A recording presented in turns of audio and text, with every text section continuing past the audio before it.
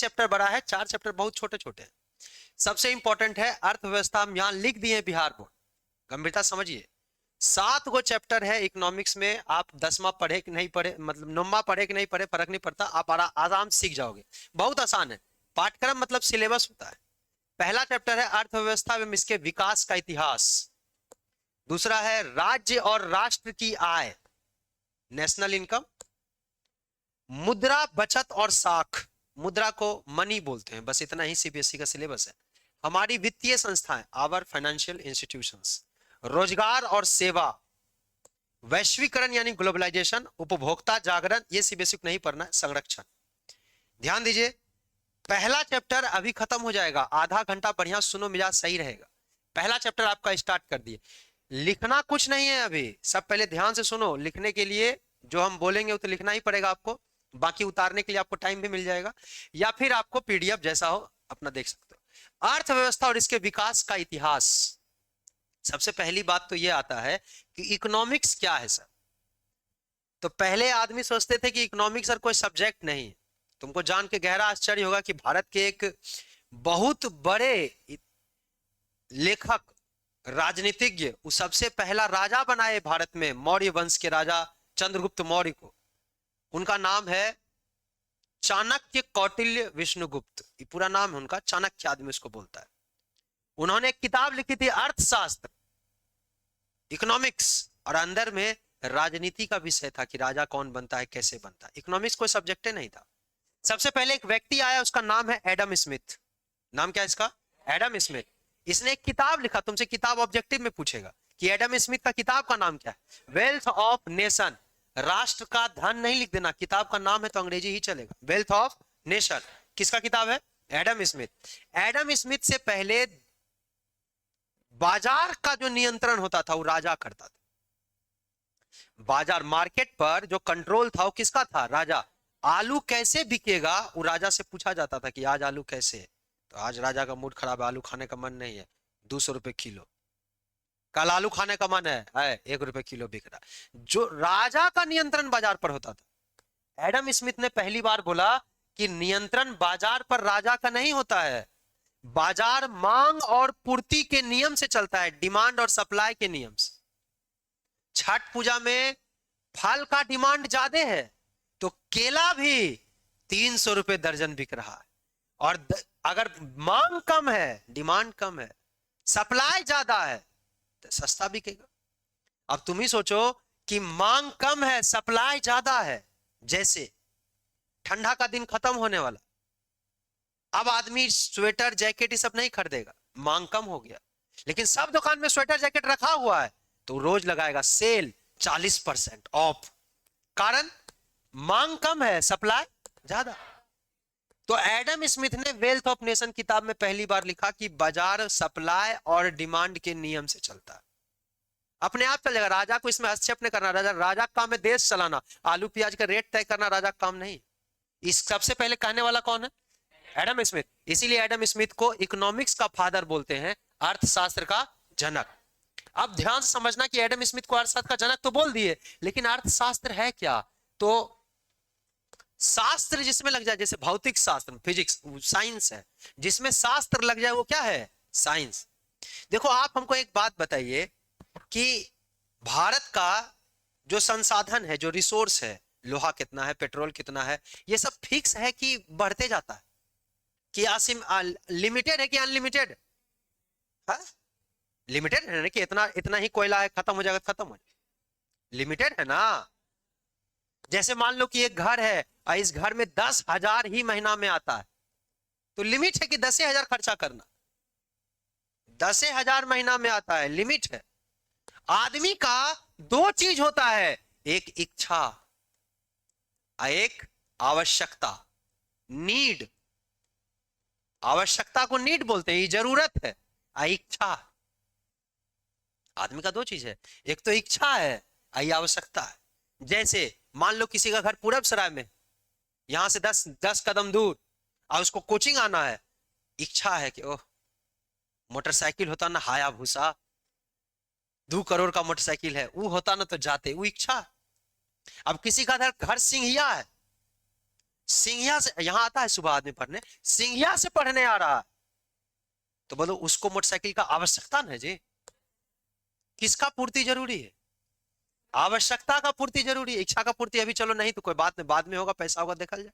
अरे नहीं समझे? जैसे मान लो कि एक आदमी घर बनाया, अब पैसा 10,000 है, लिमिटेड पैसा है, घर में पंखा नहीं है, गर्मी का दिन, ये वो पंखा नहीं है, आदमी के पास पैसा आया, वो क्या चाहेगा, पहले 3 तल्ला बना ले, पंखा बाद में देखल जाए, कि पहले पंखा बाद में दूसरा तल्ला चले, पहले पंखा। अरे आवश्यकता पंखा का है, इच्छा तो पीट लो जाते, अरे नहीं समझे?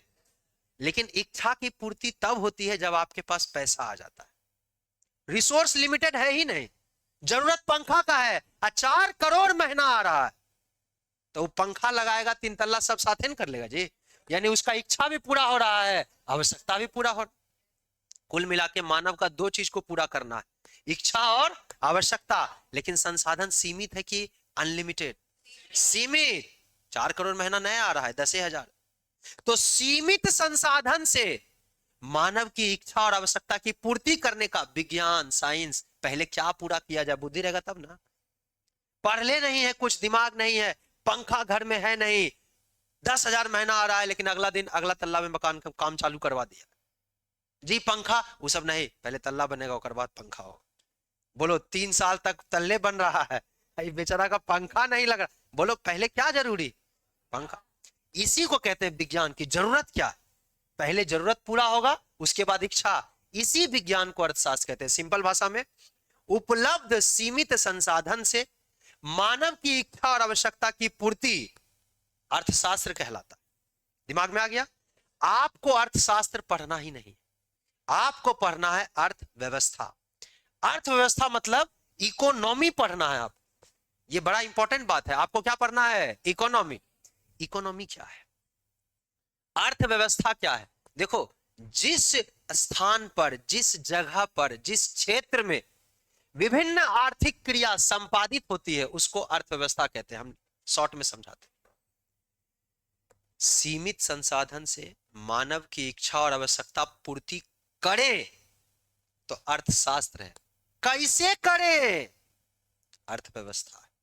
मतलब पैसा 10,000 रहेगा तब ना पंखा लगेगा कि तल्ला बनेगा, लेकिन 10,000 आएगा कैसे? कुछ काम करना होगा, रोजगार करना होगा, व्यापार करना होगा, खेती करना होगा, गाय भैंस पशुपालन करना होगा, मत्स्य पालन करना होगा, पढ़ाना, अरे कुछ तो होगा ना। उसी को बोलते हैं अर्थव्यवस्था, जहां आप ऐसा काम करते हैं जिससे पैसा आए, आर्थिक क्रिया, इसको कहते हैं इकोनॉमिक काम। ऐसा क्रिया जिससे पैसा आए। बताओ, मम्मी रोटी बना रही है, तुम बैठे हुए हो, 2 रोटी खा लिए हो, तीसरा रोटी आया, तुमको और भूख लगा, तुम बोले मम्मी 1 रोटी, तो क्या रोटी जब मम्मी देती क्या कहती? 10 रुपए लाओ।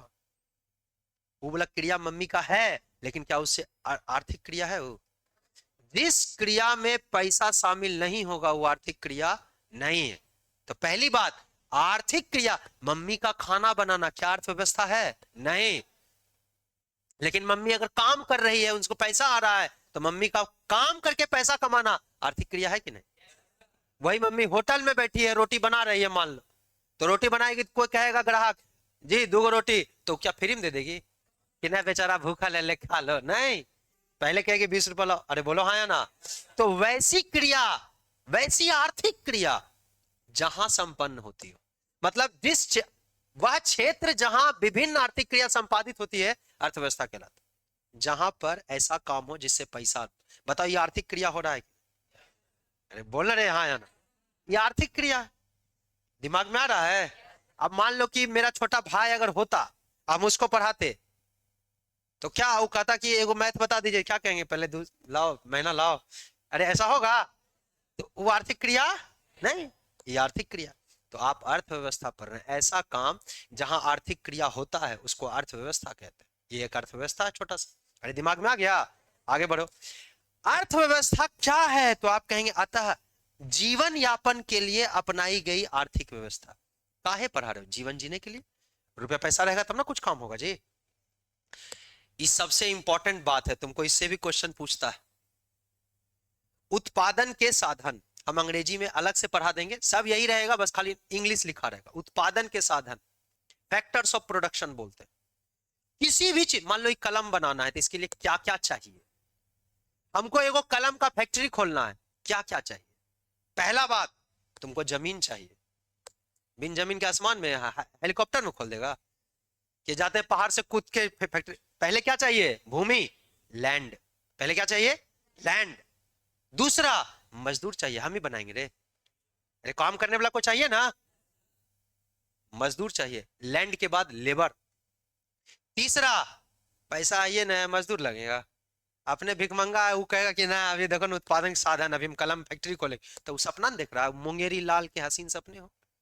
तो आप ये बताइए कि पहला क्या चाहिए? जमीन, भूमि, लैंड। दूसरा, मजदूर, श्रम, लेबर। तीसरा, पूंजी चाहिए। चौथा, संगठन का मतलब होता है, ऑर्गेनाइजेशन का मतलब होता है कि कौन करेगा कलम फैक्ट्री, कौन लगाएगा।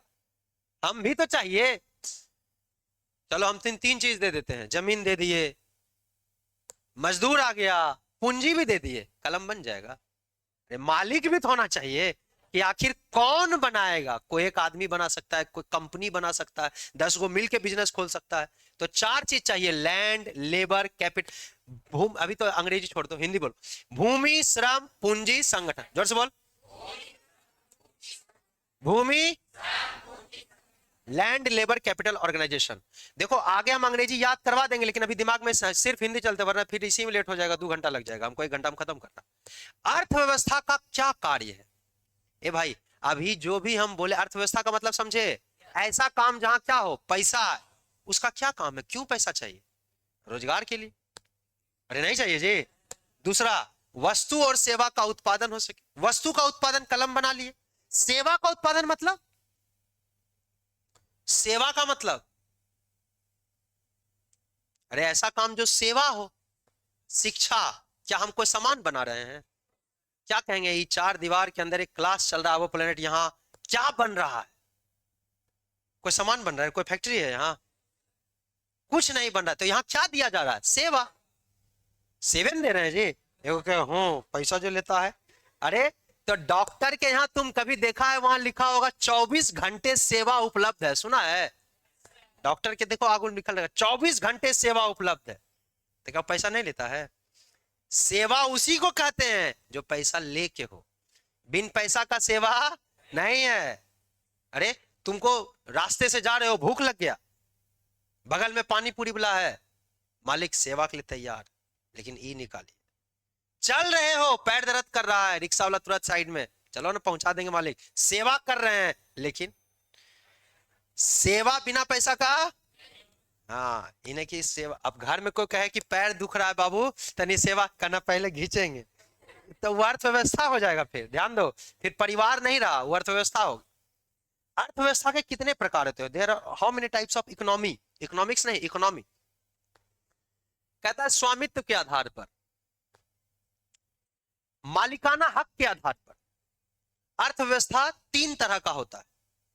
ये हम कल भी समझा देते बिहार बोर्ड को।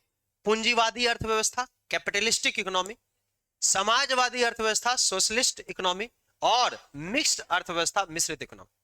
3 तरह का अर्थव्यवस्था होता है स्वामित्व के आधार पर। ध्यान से सुनो मेरी बात। जिस अर्थव्यवस्था में किसी निजी कंपनी का, प्राइवेट आदमी का, निजी संस्था का अधिकार होता है, उसको पूंजीवादी अर्थव्यवस्था कहते हैं। ऐसा जगह जो किसी आदमी, किसी निजी आदमी, प्राइवेट के अंदर हो, प्राइवेट क्षेत्र, जैसे प्राइवेट स्कूल। अमेरिका जाओगे तो गलती से भी सरकारी स्कूल नहीं मिलेगा, क्योंकि अमेरिका में सब पूंजीवादी। तुम भारत में है इसीलिए बेनिफिट है तुमको। क्यों? क्योंकि भारत में दोनों चलता है, मिश्रित, समाजवादी और पूंजीवादी दोनों। समाजवादी, जिस अर्थव्यवस्था में उत्पादन के साधन एवं संपत्ति पर सरकार का अधिकार हो। इसमें उत्पादन के साधन एवं संपत्ति पर निजी संस्था या व्यक्ति का अधिकार। उत्पादन के साधन मतलब फैक्टर ऑफ प्रोडक्शन पर, और संपत्ति यानी प्रॉपर्टी पर। प्रॉपर्टी और फैक्टर ऑफ प्रोडक्शन पर अगर सरकार का अधिकार है तो समाजवादी। रूस में, चीन में एक को प्राइवेट स्कूल नहीं मिलेगा, सब बराबर है। अमेरिका में एक भी सरकारी नहीं। अमेरिका का काम है, अमेरिका कहता है कि सरकार का काम देश चलाना, स्कूल चलाएंगे हम। हम देश चलाएंगे कि स्कूल? यही कह रहा है कि सरकार पिता की तरह है, सरकार पिता है, सब बच्चा को देखभाल करना उसी काम है, बच्चा पढ़ेगा लिखेगा नहीं कैसे हो? मिश्रित अर्थव्यवस्था, भागशाली है आप। भारत दोनों तरह है, जिसको प्राइवेट में पढ़ना है प्राइवेट में पढ़ो, जिसको सरकारी में पढ़ना है सरकारी में पढ़ो। भारत में दोनों नहीं जी। तो भारत मिश्रित ऐसी अर्थव्यवस्था जिसमें संपत्ति एवं उत्पादन के साधन पर, प्रॉपर्टी और फैक्टर ऑफ प्रोडक्शन पर निजी और सरकार दोनों का अधिकार। अरे मानते हो कि नहीं? क्लियर? कल हम तुमको कहानी समझा दिए थे, नहीं बता दिए थे रे? आपको हम एक एग्जांपल दिए थे, एक बार जल्दी से बोलना, देखना तुमको याद है कि नहीं। याद तो तुमको होगा ही, बस तुम ये सोचो कि तुमको कल एग्जांपल दिए थे, एगो घर है, घर में क्या गो बेटा, आगे आगे नहीं उड़ो, हमको बोलने दो, ऑनलाइन नजारा रे, तुम आगे आगे उड़ रहा। 4 बच्चा है घर में, एक पिता है, मम्मी भी है, एगो बेटा दिल्ली कमाता है, वो हर महीना 5,000 रुपया भेजता है। एगो बेटा दरोगा, वो हर महीना 50,000 देता है। ये हमको 70,000 मिल रहा है, 50,000 रखिए। ये कह रहा हम 8,000 कमेबे करते हैं, 5,000 रखिए। एगो बेटा मान लो डॉक्टर है, और एक बेटा डॉक्टर है, ये कह रहा कि महीना का को क्या बोले 70,000 रुपया रखिए, महीना में 1,00,000 रुपया आ रहा है, सैलरी 1,00,000 है, ले 70,000 रखिए। एगो बेटा अभी तैयारी कर रहा, अभी पढ़ता ही है बेचारा, उसको क्या कर रहे थे, अभी अभी नौकरी की तैयारी कर रहा। अब इस घर में 4 गो, एगो है डनलप पलंग। डनलप पलंग का मतलब हुआ कि बैठे तो 4 इंची धंस जाए कि बाप रे बाप कहां गड्ढा में गिर गए, डनलप। एक है सिंपल पलंग, ये भी पलंगे है। एक है सिंपल पलंग, एक है चौकी। पहले हमको ये बता दो कि डनलप पर कौन सोएगा? डॉक्टर सोएगा, कि पैसा दे रहा है ना 70,000। अच्छा दरोगा कहां सुता है? पलंग पर। आई दिल्ली वाला को, आई बेचारा जो अकेला तैयारी कर रहा है, इसको चटाई मार दिया कि तुम एकरे पे घोलटो। ये जो अर्थव्यवस्था आप बनाए, इसी को बोलते हैं पूंजीवादी, कैपिटलिस्टिक इकोनॉमी। ज्यादा पैसा देगा डनलप पे सुताएंगे, पैसा नहीं दोगे चटाई मारो। यही चीज अमेरिका में होता है, यही चीज जापान में होता है, यही कनाडा में होता है, यही फ्रांस, यही जर्मनी, ये सब पूंजीवादी अर्थव्यवस्था। पैसा दोगे सब मिलेगा, नहीं दोगे बाहर में जाओ। बोलो दिमाग में आ रहा है? समाजवादी अर्थव्यवस्था, समाजवादी अर्थव्यवस्था में कहा कहेगा कि जो बाप है, ये बाप है कि जल्लाद की, जो ज्यादा पैसा दे रहा होगा ज्यादा सुविधा। बाप है भाई, किसको जहां नींद आ गया, ये बेचारा नहीं कमाता है, कोई बात नहीं, इसको डनलप पे नींद आ गया, वही सूझ जाए, आज भर यही चटाई पे सुतेगा। क्या ऐसा सब अपना नहीं जी? ये समाजवाद कहता है कि कोई अगर नहीं भी कमाता है तो क्या हुआ, उसको भी उतने पैसा मिलेगा जो कमाता है। मान लो 2 आदमी है, ये आदमी 10,000 कमा रहा है, इससे पूछे तुम क्या करते हो, तो देवी स्थान पर ताश खेल, फिर अलग है। अब इसको सरकार कहे कितना पैसा, 10,000, क्या करोगे, खाएंगे पिएंगे, कितना खाओगे, 2,000, 8,000 हमको दे दो। इसको सरकार 2,000 दे दी कि गरीब तुम रखो, तुम भी खाना 2,000। ये कहा कि मालिक हम कमाए हैं, हमको अगर इलाज कराना, सरकारी हॉस्पिटल फ्री, समाजवादी अर्थव्यवस्था। यहां ऐसा है तो बढ़िया हॉस्पिटल, नहीं है तो मरो, ऐसी है पूंजीवादी अर्थव्यवस्था। यहां कहेगा हमारा बच्चा पढ़ेगा कहां, अरे सरकारी स्कूल फ्री, तुम भी वही यहां भी वही। सर हमको जाना है दिल्ली, कैसे खर्चा होगा, कोई खर्चा होगा ही नहीं, दिल्ली जाओ चाहे जहां जाओ, बस ट्रेन टेम्पू सब फ्री है। समाजवादी अर्थव्यवस्था में सब चीज फ्री है, जबकि पूंजीवादी में सब चीज में पैसा लगेगा। क्या समाजवादी और पूंजीवादी समझ रहे हो? भारत बड़ा वैरायटी का है, मिश्रित अर्थव्यवस्था अपनाया हुआ, भारत मिश्रित अर्थव्यवस्था अपना लिया है। तुम मिश्रित अर्थव्यवस्था का एग्जाम्पल देखो, ट्रेन बना दिए, किसी को यहां से दिल्ली जाना है तो सरकार भारत की पूछती है क्या पैसा है, खूब पैसा है, खूब पैसा है, हाँ तो चलिए आपको एसी फर्स्ट क्लास में ले जाए, एक चेंबर में 2 आदमी होगा, बैठिएगा गद्दा पे तो आधा धंस जाइएगा कि बाप रे बड़ा बेजोड़ दिया है, चाय बिस्कुट सब पूछेंगे, खाना उना सब फ्री मिले। फिर भारत सरकार पूछा दूसरा से, तुमको भी दिल्ली जाना है, पैसा? तो जी है, कितना? तो जी थोड़ा लिमिट में है, लिमिट में है, चलो सेकंड एसी। उसको सेकंड एसी दे दी कि एक आदमी रहेगा अपना एक कंपार्टमेंट में, 2-4 आदमी रहेगा। थोड़ा और पैसा कम है, थर्ड एसी, 3-9 आदमी रहे, एक में 2 आदमी, एक में 4 आदमी, इसमें 9 आदमी रहे। और किसी से पैसा? तो जी ज्यादा नहीं, ज्यादा नहीं है, तो चल स्लीपर में। उसको स्लीपर भेज दिया। इस सब को जो पैसा ज्यादा दिया है उसको गर्मी के दिन में भी कंबल ओढ़ा के ले जाए, फूले सीन रहता है जी। इसको चादर घर से लाना, जाओ स्लीपर में। फिर पूछे कि तोरा पास पैसा? तो मालिक पैसा कुछ नहीं, कम्बे जा रहे, जनरल में जा। जी सूतने का व्यवस्था नहीं है, बैठने का 72 सीट है, 72 सीट है, बैठने का व्यवस्था है 72 आदमी का। तुम समझो कैसे जाओगे, हम 5,000 भी टिकट काट देंगे, 5,000 काट देगा, जाओगे कैसे वो तुम समझो। यही है दोस्त पूंजीवादी अर्थव्यवस्था। भारत में बोले ना दोनों है, ये पूंजीवादी अर्थव्यवस्था है भारत में। पैसा ज्यादा कंबल ओढ़ो, नहीं जनरल में जाओ, सीट मिलेगा कि नहीं मिलेगा वो हम नहीं जानते, तुम समझो कैसे, हम टिकट काट देते। जनरल ट्रेन में कभी जाएंगे आप दिल्ली वाला ट्रेन में या बंबई वाला ट्रेन में, तो जनरल में देखोगे कि बैठने का जगह बाप रे बाप, ऐसे गमछी मार के आदमी घोलटा हुआ, गमछी मार के घोलट जाता। एक बार वो बैठ गया तो 12 घंटा तक वो टॉयलेट नहीं जा सकता, उस सीट को लूट लेगा ना वो बेचारा। मुंह में को पौन खोले तो दोसर के जेबी में थूक देता है कि रख, तो जगह नहीं है, क्या करेगा, बड़ा बहुत परेशान। अगर तुम चल गए तो इतना दाल मोट मांगे कि मिजाज सही हो जाए, बहुत कष्ट है भाई जनरल।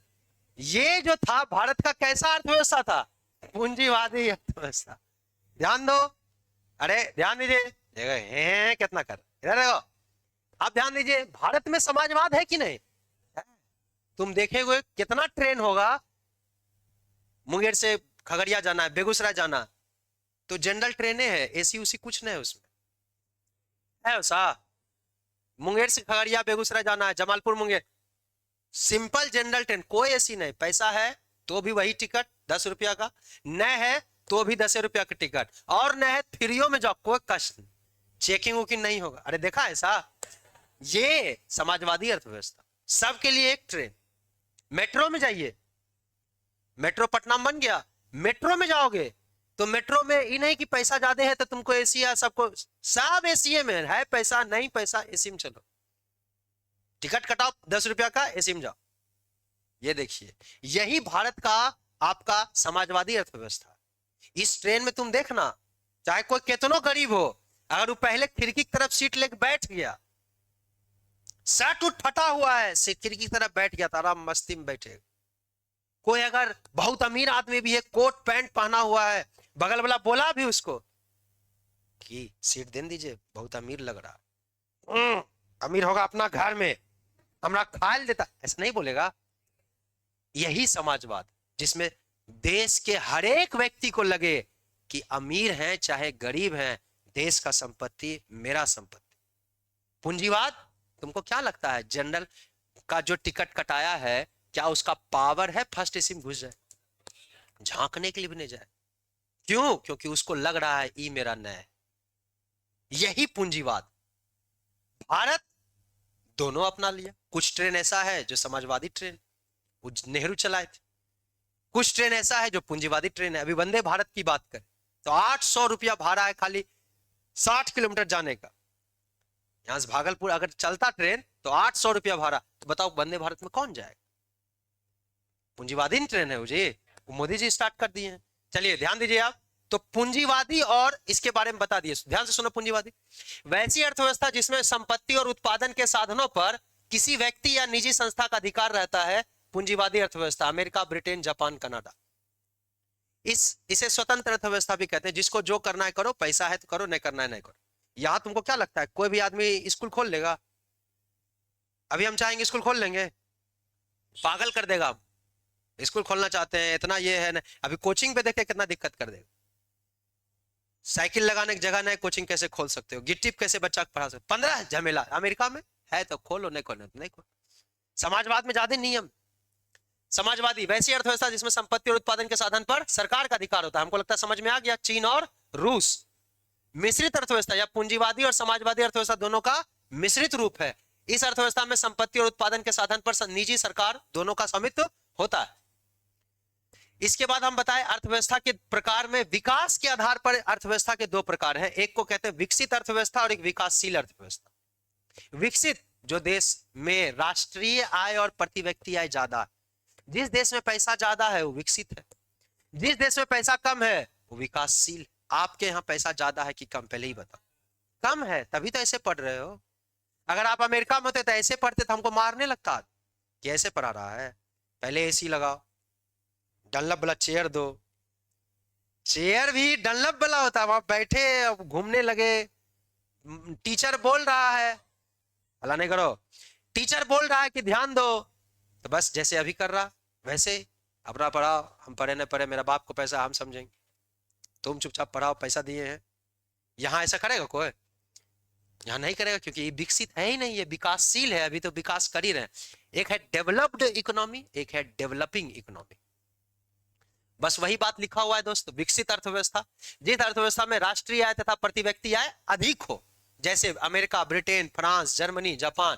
विकासशील जिसमें राष्ट्रीय और प्रति व्यक्ति आय कम हो, पर कैपिटा इनकम कम हो, आदमी ज्यादा पैसा नहीं। भारत, पाकिस्तान, नेपाल, श्रीलंका, इंडोनेशिया। यस, नया चैप्टर आ गया। अर्थव्यवस्था के क्षेत्र, सेक्टर्स ऑफ इकोनॉमी, इसको बोलते हैं सेक्टर्स ऑफ इकोनॉमी। ध्यान दो, अगर आप अभी सुनते रहे, अंग्रेजी मीडियम में बहुत टाइम नहीं लगेगा, तुरंत घिस देंगे। सुनोगे तब, सुनते रहो। सेक्टर्स ऑफ इकोनॉमी का मतलब होता है अर्थव्यवस्था के क्षेत्र, स्वामित्व के आधार पर, मालिकाना हक के आधार पर अर्थव्यवस्था कितने प्रकार के? दो प्रकार, निजी क्षेत्र और सार्वजनिक क्षेत्र। इसको बोलते हैं प्राइवेट सेक्टर, इसको बोलते हैं पब्लिक सेक्टर। गवर्नमेंट सेक्टर नहीं बोलते, पब्लिक सेक्टर। ध्यान दो, हिंदी तो एकदम ठीक है। निजी क्षेत्र का मतलब ऐसा क्षेत्र जिसमें कोई निजी आदमी का अधिकार हो। बोलिए, आप मेरे घर में चल जाइएगा, अभी हम सुतल है रात को, तुम मेरे बेडरूम में आ जाएगा, वो निजी क्षेत्र नहीं जी। बोलिए नहीं, उठ रहे नहीं, निजी क्षेत्र है। निजी क्षेत्र का मतलब कि वहां कोई भी नहीं जा सकता। ऐसा होता कि अब तुमको पढ़ाएंगे पॉलिटिम, पॉलिटिम कहता है कि भारत में कहीं भी आने जाने की स्वतंत्रता है आपको, तो क्या करो, बेडरूम में तुम घुस जाएगा क्या हमारा स्वतंत्रता है? नहीं, वो निजी क्षेत्र है। सार्वजनिक क्षेत्र, रेलवे स्टेशन। रेलवे स्टेशन पर हमसे पूछ के जाओगे? चल जाओ जहां जाना। सड़क किसका है? हाँ, यहां शहर की बात करें, गांव में नहीं है रे। गांव में कहता है हमर आगे है। गांव में हम देखे, बाप रे बाप, एक आदमी बैठा है अपने घर के आगे कुर्सी लगा, दूसरा आदमी जा रहा है मोटरसाइकिल से, वो थूक कर दिया तो गुस्सा आ गया कि हमारे घर के आगे कैसे थूक, यही मेरा बाप का सड़क। अब लोग बाप, अब बता, अब उसका बाप 5 साल में बदल जाता होगा, सरकार तो बदलता नहीं जी। ध्यान दो, खैर ध्यान दीजिए। वह क्षेत्र जिसमें सभी प्रकार के उद्योग और व्यवसाय निजी संस्था का अधिकार में होते हैं, उसको क्या बोलते हैं? निजी क्षेत्र। और वह क्षेत्र जिसमें सभी प्रकार के उद्योग और व्यवसाय राज्य सरकार के अंदर में, उसको क्या बोलेंगे? सरकारी क्षेत्र। रेलवे स्टेशन सार्वजनिक क्षेत्र है। आप जाइए रेलवे स्टेशन, बैठिए, कोई आदमी पॉलिथीन से बिस्किट खा लिया, फेंक दिया, क्या तुम उससे लड़ने लग जाओगे? लेकिन तुम्हारे घर में कोई जाके फेंक दे, तुम लड़ोगे ना कि मेरे घर, मेरा कूड़ादान है घर। वो निजी क्षेत्र है। आई क्या है? ये वाला निजी क्षेत्र है, इन्हें कि अभी सार्वजनिक है, अभी देखिए हम गर्दा उड़ा देते हैं। ध्यान दो, ये ज्यादा इंपॉर्टेंट है, ज्यादा इंपॉर्टेंट ये आर्थिक क्रिया। तुमको याद है आर्थिक क्रिया किसको कहेंगे? जिस क्रिया से क्या है, मम्मी रोटी दी तुमको, आर्थिक क्रिया है। ऐसा तो नहीं ना है कि मम्मी तनिक सब्जी ला 40 रुपया, नहीं, वो क्या है? आर्थिक क्रिया नहीं है, वो पारिवारिक क्रिया। अभी आर्थिक क्रिया की बात कर रहे हैं। आर्थिक क्रिया के आधार पर अर्थव्यवस्था के 3 क्षेत्र हैं। हालांकि 5 है लेकिन तुमको 3 ही पढ़ने। 3 क्षेत्रक, 3 sector, primary sector, secondary sector, tertiary sector. दिमाग में आ गया? आइए प्राइमरी सेक्टर की बात करते हैं। प्राइमरी सेक्टर अर्थव्यवस्था के आधार पर, आर्थिक क्रिया के आधार पर अर्थव्यवस्था के 3 क्षेत्र हैं। प्राइमरी यानी कि 1 डिग्री भी बोलते हैं इसको, या प्राथमिक क्षेत्र। इसका क्या मतलब है सर? इसका मतलब वैसा कोई भी क्षेत्र जो पूरे रूप से प्रकृति पर, नेचर पर डिपेंड करता है, उसको प्राथमिक क्षेत्र बोलते हैं।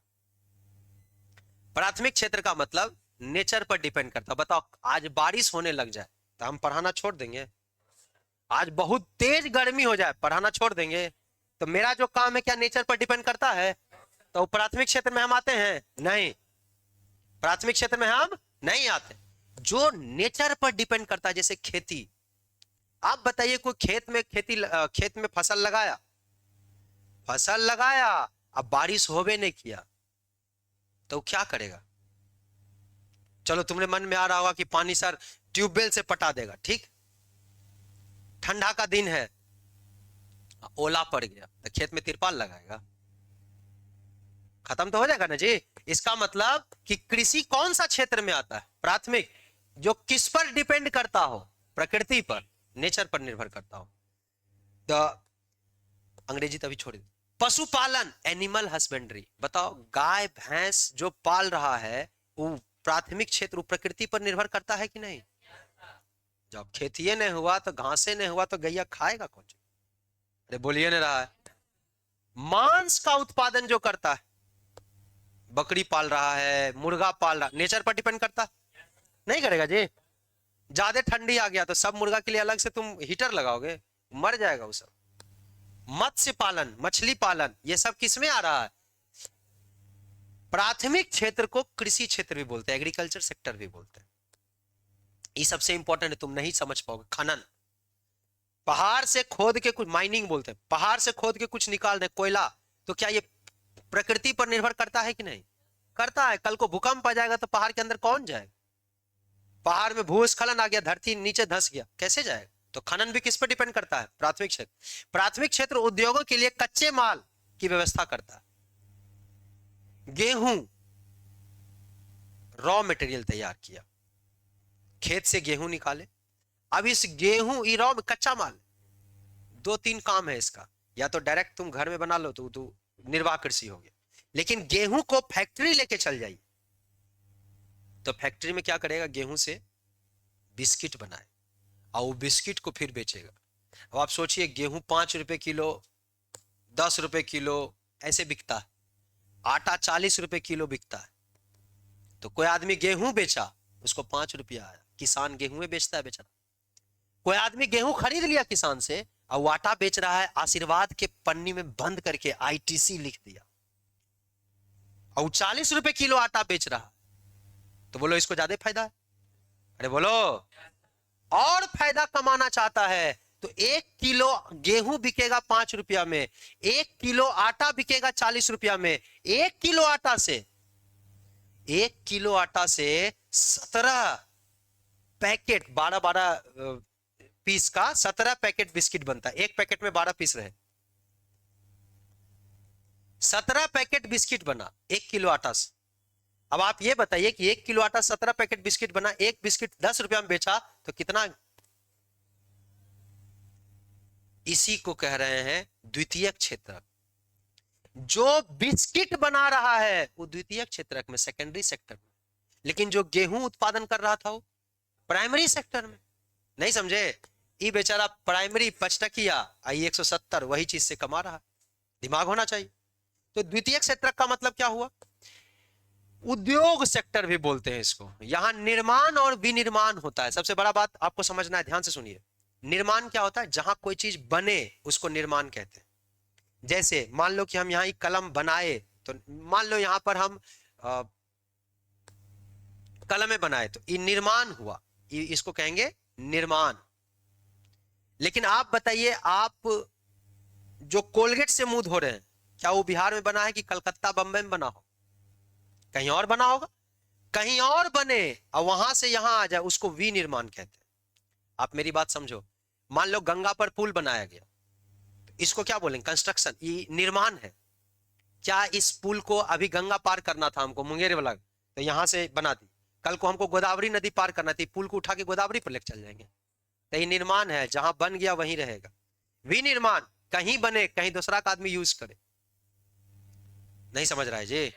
उत्तर प्रदेश में तेल बन रहा है बाल में लगाने वाला, बिहारी लगा रहा है, कहना समझ गए, ये विनिर्माण। समझ में आ रहा है निर्माण विनिर्माण। निर्माण उद्योग, गैस उद्योग, बिजली उद्योग, ये सब सेकेंडरी सेक्टर। तृतीयक क्षेत्र, तृतीयक क्षेत्र को सेवा क्षेत्र बोलते हैं, सर्विस सेक्टर। सर्विस सेक्टर बोलते हैं 3 डिग्री। इसका मतलब यहां कोई वस्तु नहीं बनता हो, सेवा का उत्पादन होता हो। जैसे हम पढ़ा रहे हैं तो हम कौन सा क्षेत्र में आए, तृतीयक। यहां कोई सामान बना रहे हैं हम, सेवा क्षेत्र। रिक्शा वाला, सेवा क्षेत्र। जल्दी बोलो, ट्रेन चलाने वाला ड्राइवर, सेवा क्षेत्र। डॉक्टर, समझ रहे हैं आप, इंजीनियर, सब सेवा क्षेत्र। कुछ बनाने वाला नहीं है, सब सेवा क्षेत्र में। परिवहन मतलब कुछ भी ट्रांसपोर्टेशन हो रहा हो, चाहे टेम्पू चला रहा हो, ट्रेन चला रहा हो, टोटो चला रहा हो, सब सेवा क्षेत्र में आए। मुकेश अंबानी सेवा क्षेत्र, संचार दे रहा, कम्युनिकेशन दे रहा, नहीं दे रहा है, मोबाइल फोन दे रहा है, जियो दे दे उनको। प्रशासन, पुलिस बन गए, दरोगा, बिहार पुलिस, या आप एसपी बन गए, सब क्या है, सेवा क्षेत्र। बैंक वाला क्या दे रहा है, सेवा। तुम ज्यादातर देखोगे आसपास सेवा हो। जिस देश में ज्यादातर सेवा क्षेत्र में लोग होते हैं वो धीरे धीरे विकसित हो जाता है। आपको जान के गहरा आश्चर्य होगा कि जब भारत आजाद हुआ था तो भारत के 80% जनसंख्या खेती करती थी, गरीब थे हम लोग। आज भारत के 49.3% जनसंख्या खेती करती है। बताओ, खेती प्राइमरी सेक्टर था, पहले 80% आबादी खेती करती थी, प्राथमिक सेक्टर। आज मात्र 49%, लेकिन 49% बहुत है, इसीलिए आज भी हम लोग अमेरिका में मात्र 10% आदमी खेती करता है, लेकिन जितना उत्पादन भारत का 50% आदमी करता है, अमेरिका का 10% कर लेता है। कारण यहां भारत के खेत में तुम देखोगे, जब अभी धान लगेगा कुछ दिन बाद, जब बारिश आएगा, जब धान लग रहा होगा तो देखो खेत में बहुत आदमी काम कर रहा, सब धान लगा रहा, 50-50 को तो एक लाइन में खड़ी रहेगी औरत सब धान लगाने वाली। लेकिन अमेरिका में एगो ट्रैक्टर में सारा पेड़ को दे देता है, और ट्रैक्टर चला दिया, सिर्फ एक आदमी, पेड़ बढ़िया से लग जाता है। तो यहां आदमी काम करता है, वहां मशीन काम करता है, तो ज्यादा उत्पादन होता है। दिमाग में आ गया जी। यही बात यहां लिखा हुआ है, जैसे जैसे किसी देश का आर्थिक विकास होता है, प्राथमिक क्षेत्र पर जनसंख्या कम होते जाता है। जिस देश में, तुम सीधा सोचना, आप कैसे पता चलेगा कौन देश अमीर है कौन देश गरीब, तुमको कैसे पता? तुमसे पूछेंगे इंडोनेशिया अमीर है कि गरीब, तो पहले तुम पूछना कि पहले बताइए तो इंडोनेशिया में प्राथमिक क्षेत्र में कितना % आदमी है, हम कहेंगे 60%, कहना जाइए भारत से गरीब। पाकिस्तान में कितना % आदमी प्राथमिक क्षेत्र पर है, तो हम कहेंगे 85%, कहना जा वो पूरा गरीब। नहीं समझ रहा है जी। पाकिस्तान बहुत ज्यादा गरीब है, क्योंकि हम लोग मात्र 50% जनसंख्या खेती पर निर्भर है, जबकि पाकिस्तान की 85% जनसंख्या, 85% जनसंख्या खेती पर निर्भर। आज तुम देखा है कि कोई धोबी गधा पर कुछ लेके जाता हो गंगा घाट पर? पाकिस्तान में तुमको गधा मिले, बहुत पीछे है बेचारा, लेकिन देखिए कितना आंख दिखाता। अर्थव्यवस्था की आधारिक संरचना, इसको कहते हैं इंफ्रास्ट्रक्चर ऑफ इकोनॉमी। बहुत इंपॉर्टेंट बात है। 2 तरह का आधारिक संरचना है अर्थव्यवस्था का। एग्जाम में तुमको डायरेक्ट क्वेश्चन आएगा, अभी हम क्वेश्चन बैंक दिखाएंगे। अरे इधर आइए, पहले आप इधर आइए।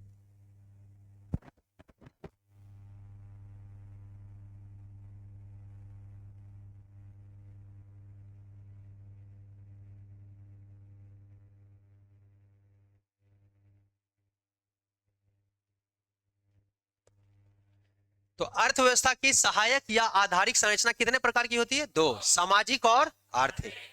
सामाजिक का मतलब, अरे तुमको बढ़िया शिक्षा देंगे तब ना तुम जाके कल को बढ़िया नौकरी कर पाओगे, बढ़िया से देश की तरक्की हो पाए। तो इसको कहते हैं अप्रत्यक्ष रूप से तुमको भी पढ़ाया जा रहा। क्या आपके लिए आर्थिक क्रिया कर रहे हैं कि नहीं कर रहे हैं? तुमको लगे हाँ हमको कहां पैसा देना है, अभी बुद्धि बढ़ रहा है, पैसा बाद में कमाओ। अरे नहीं समझे, ये अप्रत्यक्ष रूप से हुआ सामाजिक संरचना। स्वास्थ्य रहेगा नहीं, डॉक्टर का व्यवस्था है नहीं, कोई आदमी पैसा कमा रहा है, सब पैसा तो डॉक्टर के पास चला जाएगा। दूसरा, आर्थिक स्थिति, वित्तीय संस्था होगा। मान लो तुमको कोई फैक्ट्री खोलना है, पढ़ाई लिखा पूरा हो चुका, जी हमको अपना एगो फैक्ट्री खोलना है, तो उसके लिए क्या आपको पहले चाहिए बैंक, जो बैंक आपको लोन दे, उसी को कहते हैं फाइनेंशियल इंस्टीट्यूशंस, वित्तीय संस्था। सिंचाई का व्यवस्था होना चाहिए, यातायात, ये सब आपका आर्थिक संरचना में आता है। दो तरह का था, बता दिए, बहुत ज्यादा इंपॉर्टेंट है। इंपॉर्टेंट यहाँ आर्थिक विकास क्या होता है।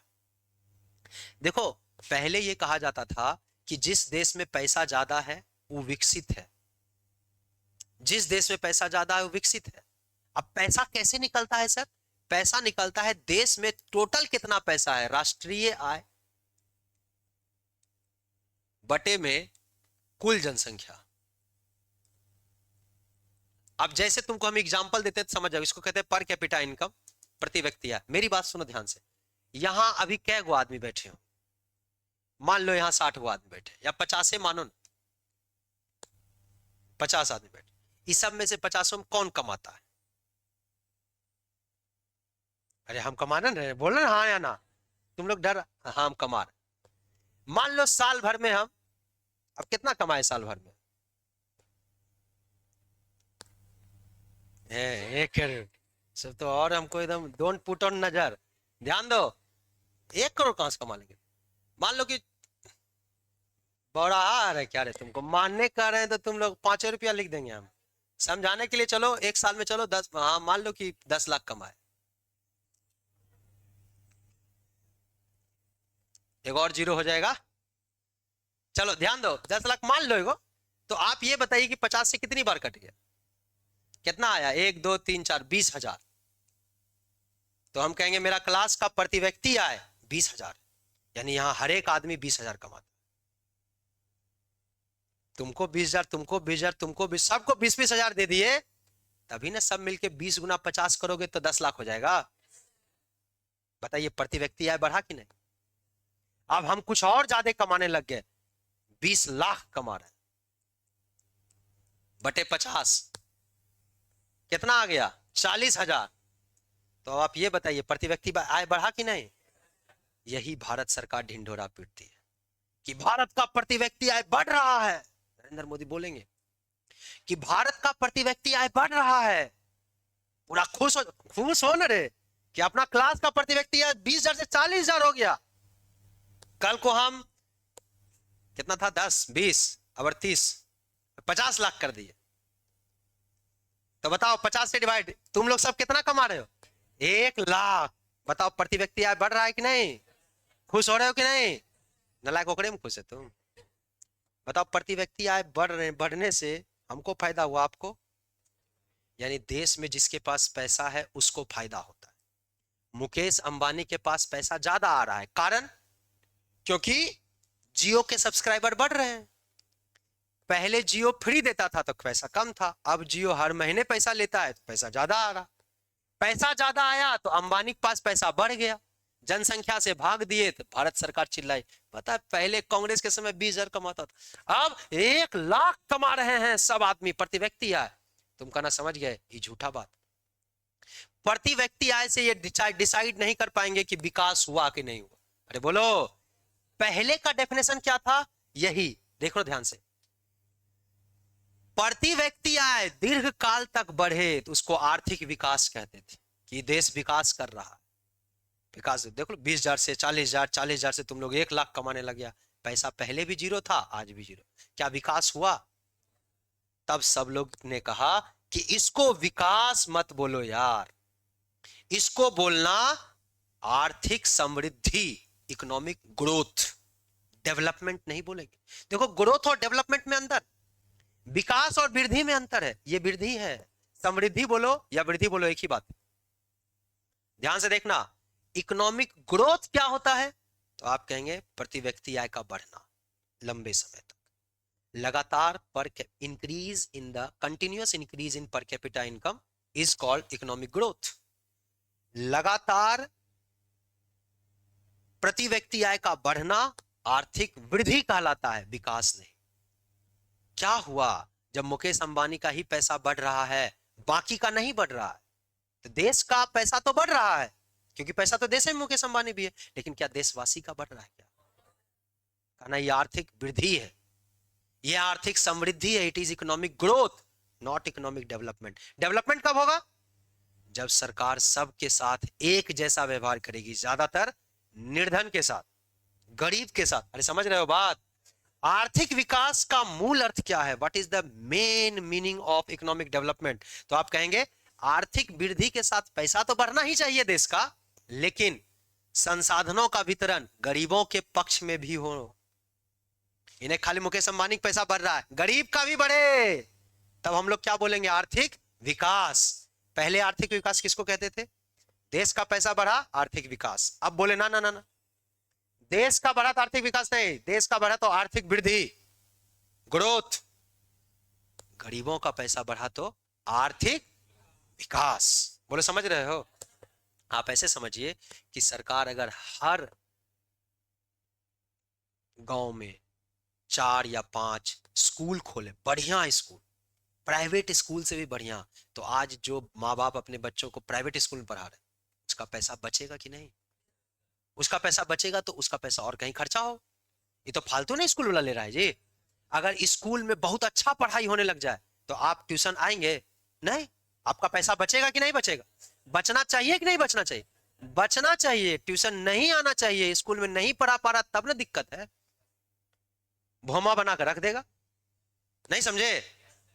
पास कर गया, उसके बाद नौकरी नहीं हो, तो भोपा बनने से बढ़िया आदमी सोचा चलो 700 रुपया और खर्चा हो रहा। मेरी बात समझ पाए कि नहीं समझ पाए? सरकार अगर हर जगह हेल्थ केयर खोल दे, स्वास्थ्य अच्छा खोल दे, किसी को बुखार लगा डॉक्टर के पास जा रहा है, 500 रुपया डॉक्टर खींच रहा, 700 खींच लेता है खाली देखने का, दवाई का अलग, टेस्ट का अलग। सरकार अगर फ्री हॉस्पिटल खोल दे, जो कि है प्रावधान है लेकिन नहीं खोल पा, अगर खोल दे, वही पैसा से जो अंबानी के पास बढ़ रहा है उस पर टैक्स लगा, टैक्स से सरकारी हॉस्पिटल खुल जाए, तो जो आदमी डॉक्टर को पैसा एक्स्ट्रा देता वो बचेगा कि नहीं? वो बचेगा तो वो और ज्यादा विकास करेगा कि नहीं? करेगा। यही है आर्थिक विकास। क्या आर्थिक समृद्धि और आर्थिक विकास में अंतर समझ पाए आप? इकोनॉमिक ग्रोथ और इकोनॉमिक डेवलपमेंट, ये देखो ये इकोनॉमिक ग्रोथ है यहां लिखा हुआ है, लेकिन ये पहले वाली डेफिनेशन है। बाद में नवीन संकल्पना क्या है? राष्ट्रीय आय तथा प्रति व्यक्ति आय का बढ़ना आर्थिक समृद्धि है, जबकि आर्थिक समृद्धि के साथ साथ संसाधनों का गरीबों में वितरण होना आर्थिक विकास कहलाता। ये इकोनॉमिक ग्रोथ था, ये इकोनॉमिक डेवलपमेंट। तो डेवलपमेंट बहुत बड़ा चीज है, ग्रोथ छोटा चीज, वृद्धि छोटा है, विकास बड़ा चीज है। बोलो क्लियर है? आगे आइए। गरीबी का कुचक्र, ये क्या होता है? ये सिंपल भाषा में एक लाइन है, गरीब ही गरीब होगा, अमीर गरीब नहीं होगा। यही गरीबी का कुचक्र है। आप देखो हम समझाते हैं, इस डायग्राम से आपको क्लियर समझ में आ जाएगा, पूरा ध्यान से समझना। देखो कोई गरीब है, मान लेते हैं गरीब है, तो उसके यहां गरीबी हो। गरीबी मतलब खाने का पैसा कम है, कुछ और का पैसा कम है, पहनने का पैसा कम, अरे पढ़ने का पैसा नहीं है, अरे हाँ या ना? जब पैसा नहीं है तो पढ़ेगा ज्यादा, नहीं पढ़ पाएगा। जब शिक्षा है नहीं तो उसको बढ़िया नौकरी मिलेगा, इसका मतलब नौकरी नहीं तो पैसा नहीं। जब पैसा नहीं तो उसका न्यूनतम जरूरत पूरा होगा, नहीं हो। न्यूनतम जरूरत का मतलब स्वास्थ्य सुविधा होता है, कि बच्चा बीमार पड़ गया, पैसे नहीं तो डॉक्टर के पास कहां से ले जाए। न्यूनतम जरूरत पूरा नहीं हुआ तो वो क्या सोचता है कि हमको ज्यादा बच्चा हो। क्यों सोचेगा ज्यादा बच्चा हो? कि मान लो 2 बच्चा बीमार पड़ के मर गया, कम से कम तेसर तो बचेगा। 4 बीमार पड़ गया, छठा बचेगा, तो 6, 7, 8 बच्चा हो। कारण शिक्षा नहीं है। शिक्षा नहीं होने से जरूरत पूरा नहीं हुआ, जरूरत पूरा नहीं होने से अधिक बच्चा होगा। अब बच्चा ज्यादा होगा तो वो सब गरीबे होगा कि अमीर हो जाए? सब गरीबे हो। गरीब, फिर ओकरे यहाँ गरीबी, फिर उसके यहाँ शिक्षा, फिर उसके यहाँ न्यूनतम जरूरत पूरा नहीं होगा, फिर उसका भी ज्यादा बच्चा, उसका ज्यादा बच्चा, फिर गरीब। यही चक्र में बिहार, बिहार में मैक्सिमम फैमिली में तुम नहीं देखोगे, हम कह रहे हैं आपको 99% परिवार में एक से ज्यादा बच्चा है। एगो बच्चा तो तुम देखने जो बाप रे बाप। एक कारण गरीबी। गरीबी, गरीब रहेंगे तो मन में बैठा रहेगा कि अरे लड़की है तो दूसरा यहाँ चल जाएगी, फिर हमरा क्या देखेगा। कितना बड़ा दुर्भाग्य है कि लड़की है दूसरा यहाँ चल जाएगी, हमरा क्या देखेगा। अरे कैसा बात करते हैं? लड़की दूसरा यहाँ चल जाएगी तो आपको काहे नहीं देखेगी? बिल्कुल देखेगी, क्यों बेटी है तो देखेगी, काहे नहीं देखेगी? लड़की को लायक बनाइए तब ना। लेकिन नहीं, 8 लड़की होगा, बच्चा हो ही ना रहा तो 8 9 जिस टाइम लड़का हो गया 10वां, बस बस स्टॉप। अरे बेवकूफ, कारण क्या? गरीबी, अशिक्षा। उसमें से क्या वो अमीर हो जाएगा? सब गरीब होगा। कारण समझ रहे हैं? ज्यादातर परिवार में तुम देखोगे छोटका बच्चा लड़का ही होगा। ज्यादातर परिवार में आप ये देखेंगे कि छोटका बच्चा लड़का होगा। कारण मन था ना कि लड़का हो जाए, लड़की नहीं हो। एगो लड़का पहले है तो नहीं, दूसरा लड़का होना चाहिए। छोटका लड़का है, स्टॉप। ज्यादातर परिवार में हम कह रहे हैं। गरीबी, यही गरीबी का कुचक्र है। इसको एक बार पढ़ोगे समझ में आ जाएगा। गरीबी ही गरीबी को जन्म देती है। इसका अर्थ है गरीब इसलिए गरीब है क्योंकि उनके पास न्यूनतम आवश्यकताओं को पूरा करने के लिए पैसा नहीं है। इस प्रकार अशिक्षा के कारण उनके बच्चे अधिक होते हैं, अगली पीढ़ी भी गरीब होती है। इससे ही गरीबी कुचक्र कहते हैं। एक बार गरीब हो गए तो हमेशा गरीबी रहेंगे और कोई उपाय नहीं। गरीबी से निकलने का सबसे अच्छा रास्ता और एक रास्ता, एकल रास्ता है शिक्षा। शिक्षा, भीमराव अंबेडकर बोले थे शिक्षा उस शेरनी का दूध है जो जितना पिएगा उतना दहाड़ेगा। शिक्षा। चलिए आगे बढ़ते हैं। समावेशी विकास किसको कहते हैं? Inclusive development. तुम सुनते होगे मोदी जी हमेशा बोलते हैं हम समावेशी विकास, सबका साथ सबका विकास। उसी को बोलते हैं समावेशी विकास। सबका साथ सबका विकास को ही बोलते हैं इंक्लूसिव डेवलपमेंट, समावेशी विकास। मतलब सरकार अगर किसी का विकास करे तो हर किसी, सभी वर्ग का एक जैसा विकास हो। हम वृद्धि की बात नहीं कर रहे हैं, विकास। समझ रहे हो ना? वृद्धि विकास में अंतर। डेवलपमेंट की बात कर रहे हैं, ग्रोथ की नहीं। हर वर्ग का बराबर विकास ही समावेशी विकास है। खासकर सरकार अगर 1 रुपया भेजे तो गरीब को 1 रुपया मिले। राजीव गांधी हमारे देश के प्रधानमंत्री थे, इंदिरा गांधी के बेटे थे वो। इंदिरा गांधी की 1984 में मृत्यु हुई। उसके बाद राजीव गांधी प्रधानमंत्री बने। राजीव गांधी ईमानदार व्यक्ति थे। राजीव गांधी जब प्रधानमंत्री बने, क्योंकि उनको राजनीति से मतलब नहीं था, अचानक प्रधानमंत्री बने। राजीव गांधी से पूछा कि देश कैसे विकास करेगा? बोला हम क्या बताएं, अगर केंद्र सरकार 1 रुपया 100 रुपया भेजती है गरीब को कि 100 मिले, मतलब दिल्ली की सरकार अगर बिहार को 100 रुपया भेजिए कि एक गरीब को 100 रुपया मिल जाए, तो भ्रष्टाचार होते होते होते होते होते होते होते होते वो गरीब को 1 पैसा मिलता है। 1 रुपया नहीं मिलता। भेजा कितना? 100 रुपया। मिला कितना? 1 पैसा। मतलब समझो कि अगर 1000 रुपया भेजेंगे 10 पैसा मिलेगा, 10,000 भेजेंगे तो 1 रुपया मिलेगा। यानी सरकार अगर 10,000 भेजती है तो आपको 1 रुपया मिलता है। ये राजीव गांधी देश के प्रधानमंत्री ने कहा। कैसे होगा सबका साथ? इंक्लूसिव डेवलपमेंट का मतलब आर्थिक विकास, वैसी प्रक्रिया जिसमें समाज के सभी वर्गों का जीवन स्तर सुधारा जा सके, विशेषता निर्धन वर्ग का। ऐसे विकास को ही क्या बोलेंगे? Inclusive development. सबका विकास होने लग जाए, बस समझना इसका मतलब सिर्फ यही है मोदी सरकार का नारा, सबका साथ सबका विकास। बोलो दिमाग में बैठ गया? आगे बढ़ते हैं। विकास किसको कहते हैं? डेवलपमेंट। अभी तो वही पढ़ रहे थे आप। विकास का अर्थ है लोगों के जीवन स्तर में सुधार होना। देखो वृद्धि का मतलब है पैसा ज्यादा आना। किसी किसी को देखो खूब पैसा है लेकिन सट फटल, हम क्या करेंगे, हमारा बच्चा सुख करे। अब बच्चों कह रहा है कि हमको बढ़िया जगह ट्यूशन पढ़ना, की कर भी ट्यूशन पढ़ के, सब मास्टर बढ़िया पढ़ाता है, कहीं पढ़ लो। नहीं पढ़ने देगा, कारण उसका सोच ही छोटा। जीवन स्तर सुधरना विकास कहलाता है। पैसा है लेकिन रोज भात दाल चोखा खींच रहे हैं, सब्जी भी नहीं खा रहा है, जीवन स्तर कम है। जीवन स्तर में सुधार होना ही विकास है। नहीं पैसा तब तो कोई बात ही नहीं, लेकिन है तो जीवन स्तर सुधरना चाहिए। उस शिक्षा से होगा। आप शिक्षित हैं तो आपका जीवन स्तर सुधरेगा, 100% सुधरेगा अगर आप बढ़िया से पढ़ रहे हैं तो।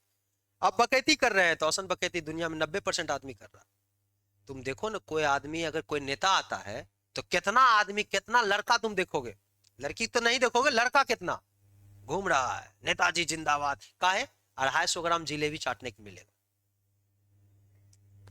200 ग्राम जिलेबी और 100 रुपया का पेट्रोल गाड़ी में भरवाता है और नाच रहा है। कारण शिक्षा नहीं है, एजुकेशन नहीं है, लिटरेसी है, साक्षर है, पढ़ा है लेकिन समझ नहीं है। शिक्षा का मतलब समझ, कि हम घूम रहे हैं उससे क्या होगा, ये समझ नहीं है। कारण अलग अलग लोग के लिए, अलग अलग समाज के लिए, अलग अलग वर्ग के लिए, अलग अलग देश के लिए विकास का मतलब अलग अलग होता है। पाकिस्तान से बोलोगे क्या विकास, विकास का क्या अर्थ है, पाकिस्तान कहेगा गधा हटा के मैजिक पर शिफ्टिंग होना विकास है। भारत को कहोगे विकास का क्या अर्थ है, बोला मैजिक तो चल ही रहा है, मैजिक से ट्रेन पर शिफ्टिंग होना। अमेरिका को पूछोगे ट्रेन चल ही रहा है, ट्रेन से हेलीकॉप्टर पर शिफ्टिंग होना विकास। सब देश के लिए अलग अलग विकास। किसी को पूछोगे तुम क्या चाहते हो जीवन में, अरे मिठाई वाला दुकान से पूछना किसी से जाके जीवन में क्या, बड़का एगो मिठाई का दुकान हो जाए, उतने उसका सोचे है, तो उसका विकास का मायने अलग है। आपका विकास का मायने अभी अलग है, टॉप कर जाते ना, ओह विकास ही हो जाता। आगे किसी और का, कोई कोई आपके बगल में बैठा हो, एगो बकलुलिया जहां सूत रहे खड़ा तो रहे, मूर्ख बैठ जाओ, इसके विकास का क्या मायने है कि न पास कर जन खा, चोरियों करने कम से कम आ जा, आके पीट देंगे, हल्ला नहीं करो एकदम।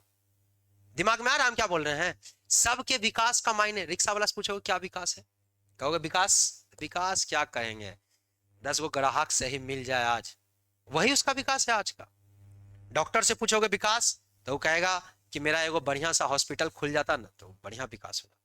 सबका विकास का मायने अलग अलग होता है, यही चीज लिखा हुआ है। विकास का अर्थ केवल पैसे से नहीं, बल्कि जीवन की गुणवत्ता से जुड़ा। असली बात यह है कि आपका क्वालिटी ऑफ लाइफ अच्छा हो रहा है कि नहीं, इसी को डेवलपमेंट बोलेंगे। 2 पेज और है, इस सवाल सबसे इंपॉर्टेंट है बिहार बोर्ड के लिए और सीबीएसई के लिए। ह्यूमन डेवलपमेंट इंडेक्स, मानव विकास सूचकांक आपसे पूछता ही है। मानव विकास का क्या अर्थ है, आपका जीवन स्वस्थ हो, ये विकास। इन्हें कि 50 को बीमारी लेके बैठे हैं, विकास है नहीं आपका। पैसा होना विकास होना, पैसा है तो वृद्धि है, पैसा के साथ साथ विकास का मतलब बॉडी अच्छा होना चाहिए। एक्सरसाइज कर रहे हैं, जिम कर रहे हैं, दौड़ने जा रहे हैं, पार्क जा रहे हैं, रामदेव लग फुफकार कर रहे हैं, जो आपको अच्छा सूट करे, जीवन स्तर बढ़िया होना चाहिए। ज्ञान विकास है। ज्ञान का मतलब समझते हो, चल रहे हैं कोई गाली दे दे मारने लगे, तो ज्ञानी नहीं है। अरे आपको गुस्सा कोई और दिला रहा है तो आप कहां ज्ञानी है। अच्छा जीवन स्तर होना चाहिए, जीवन का स्तर, लेवल, इसको बोलते हैं लाइफ का जो लेवल है वो गुड होना चाहिए। लेवल गुड का मतलब बैलेंस डाइट लेना होगा, साफ कपड़े पहनने होंगे, सफाई के साथ रहना, ये सब तभी आएगा जब आपके पास वृद्धि के साथ साथ विकास होगा। विकास को नापने के लिए दुनिया में अलग अलग चीज हुआ। सबसे इंपॉर्टेंट है संयुक्त राष्ट्र, यूनाइटेड नेशन। यूनाइटेड नेशन ने एक संस्था बनाया, एक इंस्टीट्यूट बनाया, उसका नाम था यूएनडीपी। तुमसे पूछेगा यूएनडीपी का मतलब क्या है, United Nation Development Program, Hindi में लिख दिए संयुक्त राष्ट्र विकास कार्यक्रम। 1990 में, जब आपका जन्म नहीं हुआ था, आपके जन्म से 15 साल पहले कहानी, 1990 में संयुक्त राष्ट्र ने एक संस्था बनाया और कहा कि हर साल एगो रिपोर्ट जारी करो। उस रिपोर्ट का कहा एचडीआर, ह्यूमन डेवलपमेंट रिपोर्ट, मानव विकास प्रतिदर्श। रिपोर्ट को ही प्रतिदर्श बोलते हैं, आप प्रतिवेदन भी बोल सकते हैं, कोई दिक्कत है नहीं। तो मानव विकास रिपोर्ट जारी होता है, उस रिपोर्ट में ही सभी देश को, 193 देश हैं भाई यूएन में, कितने देश हैं 193, 193 देश को नंबर दो कि इसमें कितना आदमी विकसित है। पैसा का बात, वृद्धि का बात नहीं हो रहा है, विकास कितना है, उसका जीवन कितना अच्छा है, स्वस्थ है कि नहीं। स्वस्थ का मतलब 2 चीज से होता है, शरीर से भी स्वस्थ, दिमाग से भी स्वस्थ। दिमाग से स्वस्थ का मतलब खुश होना चाहिए आप, खुशहाली भी बहुत जरूरी। इन्हें कि बाप रे सर फुर्सत नहीं है, बहुत कष्ट है, फेरा है, दर्द में जी रहे हैं, तो आप विकास में नहीं है। मेंटल स्टेट अच्छा हो, ध्यान दीजिए। तो हर साल जारी होता है United Nation Development Program UNDP, संयुक्त राष्ट्र विकास कार्यक्रम के द्वारा ह्यूमन डेवलपमेंट रिपोर्ट, मानव विकास प्रतिवेदन या प्रतिदर्श जारी किया जाता है, हर वर्ष जारी करती है। यह संस्था 3 चीज को ध्यान में रखती है, इसके 3 घटक हैं, 3 कंपोनेंट हैं, 3 टुकड़े हैं। जब आपका विकास देखने आएगी तो 3 चीज देखेगी। ये क्या क्या देखती है, सबसे पहले देखेगी शिक्षा का कितना है। सबसे पहले क्या देखती है, शिक्षा। कैसे पता चलेगा, ये देखेगा कि जितना एडल्ट है कितना साल तक पढ़ा है, क्या 10वां में छोड़ दिया, 10वां पास करके छोड़ दिया, 12वां पास करके छोड़ दिया, ग्रेजुएट हो रहा है, कम से कम ग्रेजुएट हो रहा है कि नहीं। बच्चा स्कूल जाता है कि नहीं, ये भी देखेगा कि बच्चा हुआ तो क्या 6 साल के बाद सीधे 9 साल 10 साल के बाद सीधे नुम्मा में एडमिशन करवा दिया 11 12 साल के बाद, या बच्चा से स्कूल भेजा। ऐसा भी तुम देखोगे आसपास के कितने लोग होंगे डायरेक्ट नुम्मा में एडमिशन, डायरेक्ट 9th में एडमिशन लिया, कारण बच्चों। तो यही है, शिक्षा देखेगा कि कितना आदमी पढ़ रहा है, पहला चीज। बिना शिक्षा के विकास संभव नहीं है। बुद्धि रहेगा, शिक्षित रहोगे तभी विकास होगा। दूसरा ये देखता है स्वास्थ्य, कैसे एक बच्चा जैसे पैदा होता है, कहता है कहाँ पैदा हुआ, मुंगेर में, अरे यहाँ तो भारी पॉल्यूशन, यहाँ कितना दिन जिएगा, तो मुंगेर का बिहार सरकार का डाटा है 69.3 साल। अगर आप मुंगेर में पैदा हुए, एक्सीडेंट में मर नहीं गए, बीमारी उमारी नहीं लगा, तो 70 साल में पार लग जाए। पॉल्यूशन इतना ज्यादा है। दिल्ली में 63 साल कि दिल्ली रह रहे हैं 63, पटना रह रहे हैं 66 साल।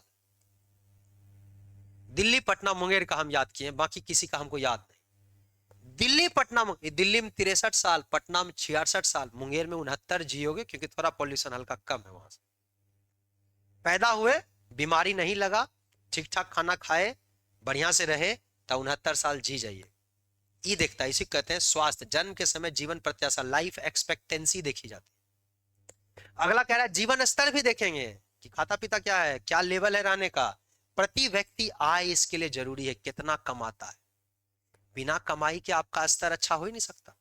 कमाई है नहीं, कहोगे कि रोज हमको कम से कम 7 तरह का बैलेंस डाइट चाहिए,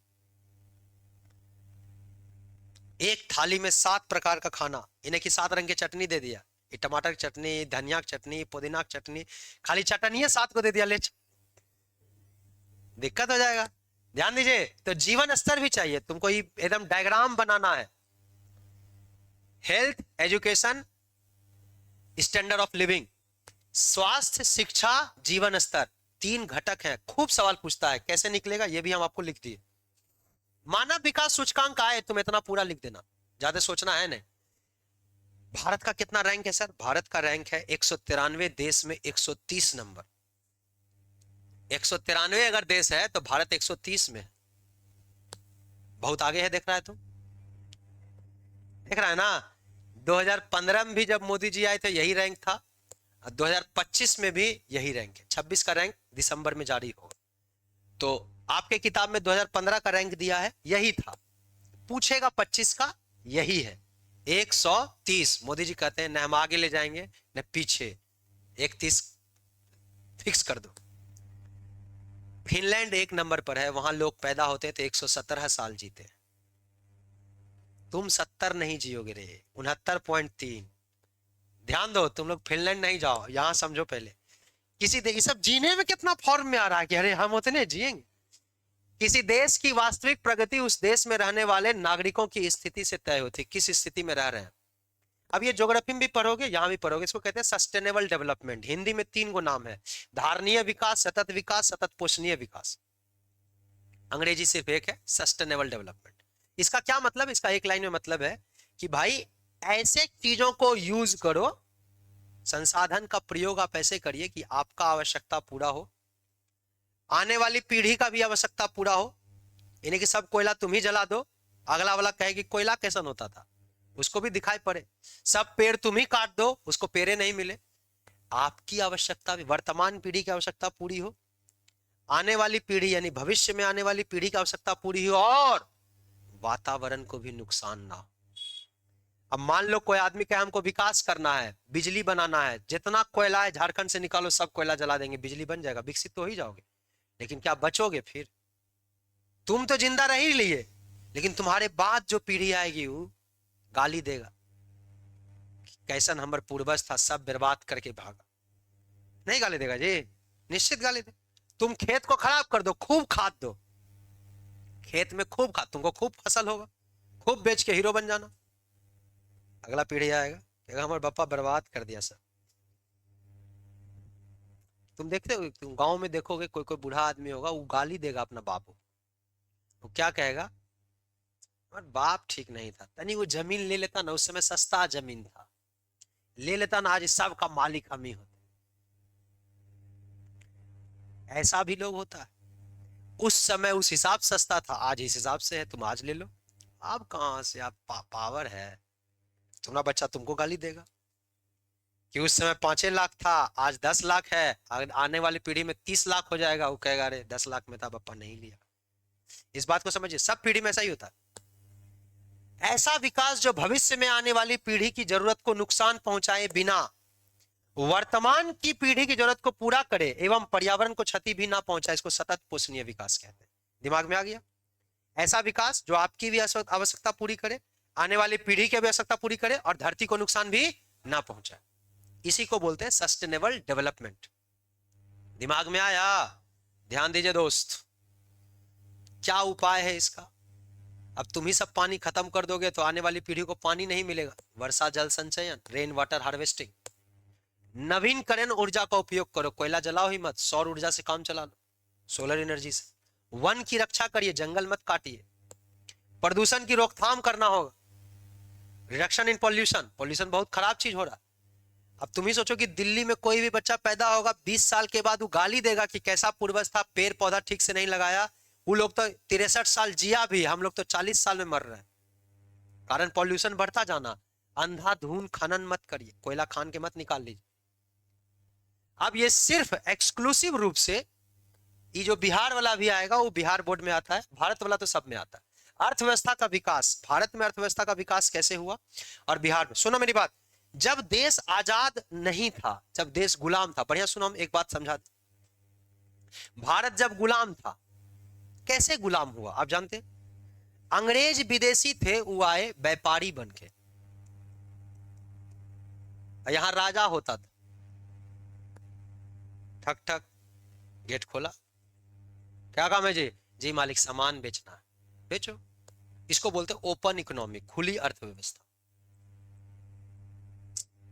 खुली अर्थव्यवस्था, ओपन इकोनॉमी, कोई आए कहीं आए सामान बेचे जाए, कहीं दिक्कत है, इसी को बोलते हैं ओपन इकोनॉमी, खुली अर्थव्यवस्था। भारत पहले खुली अर्थव्यवस्था था।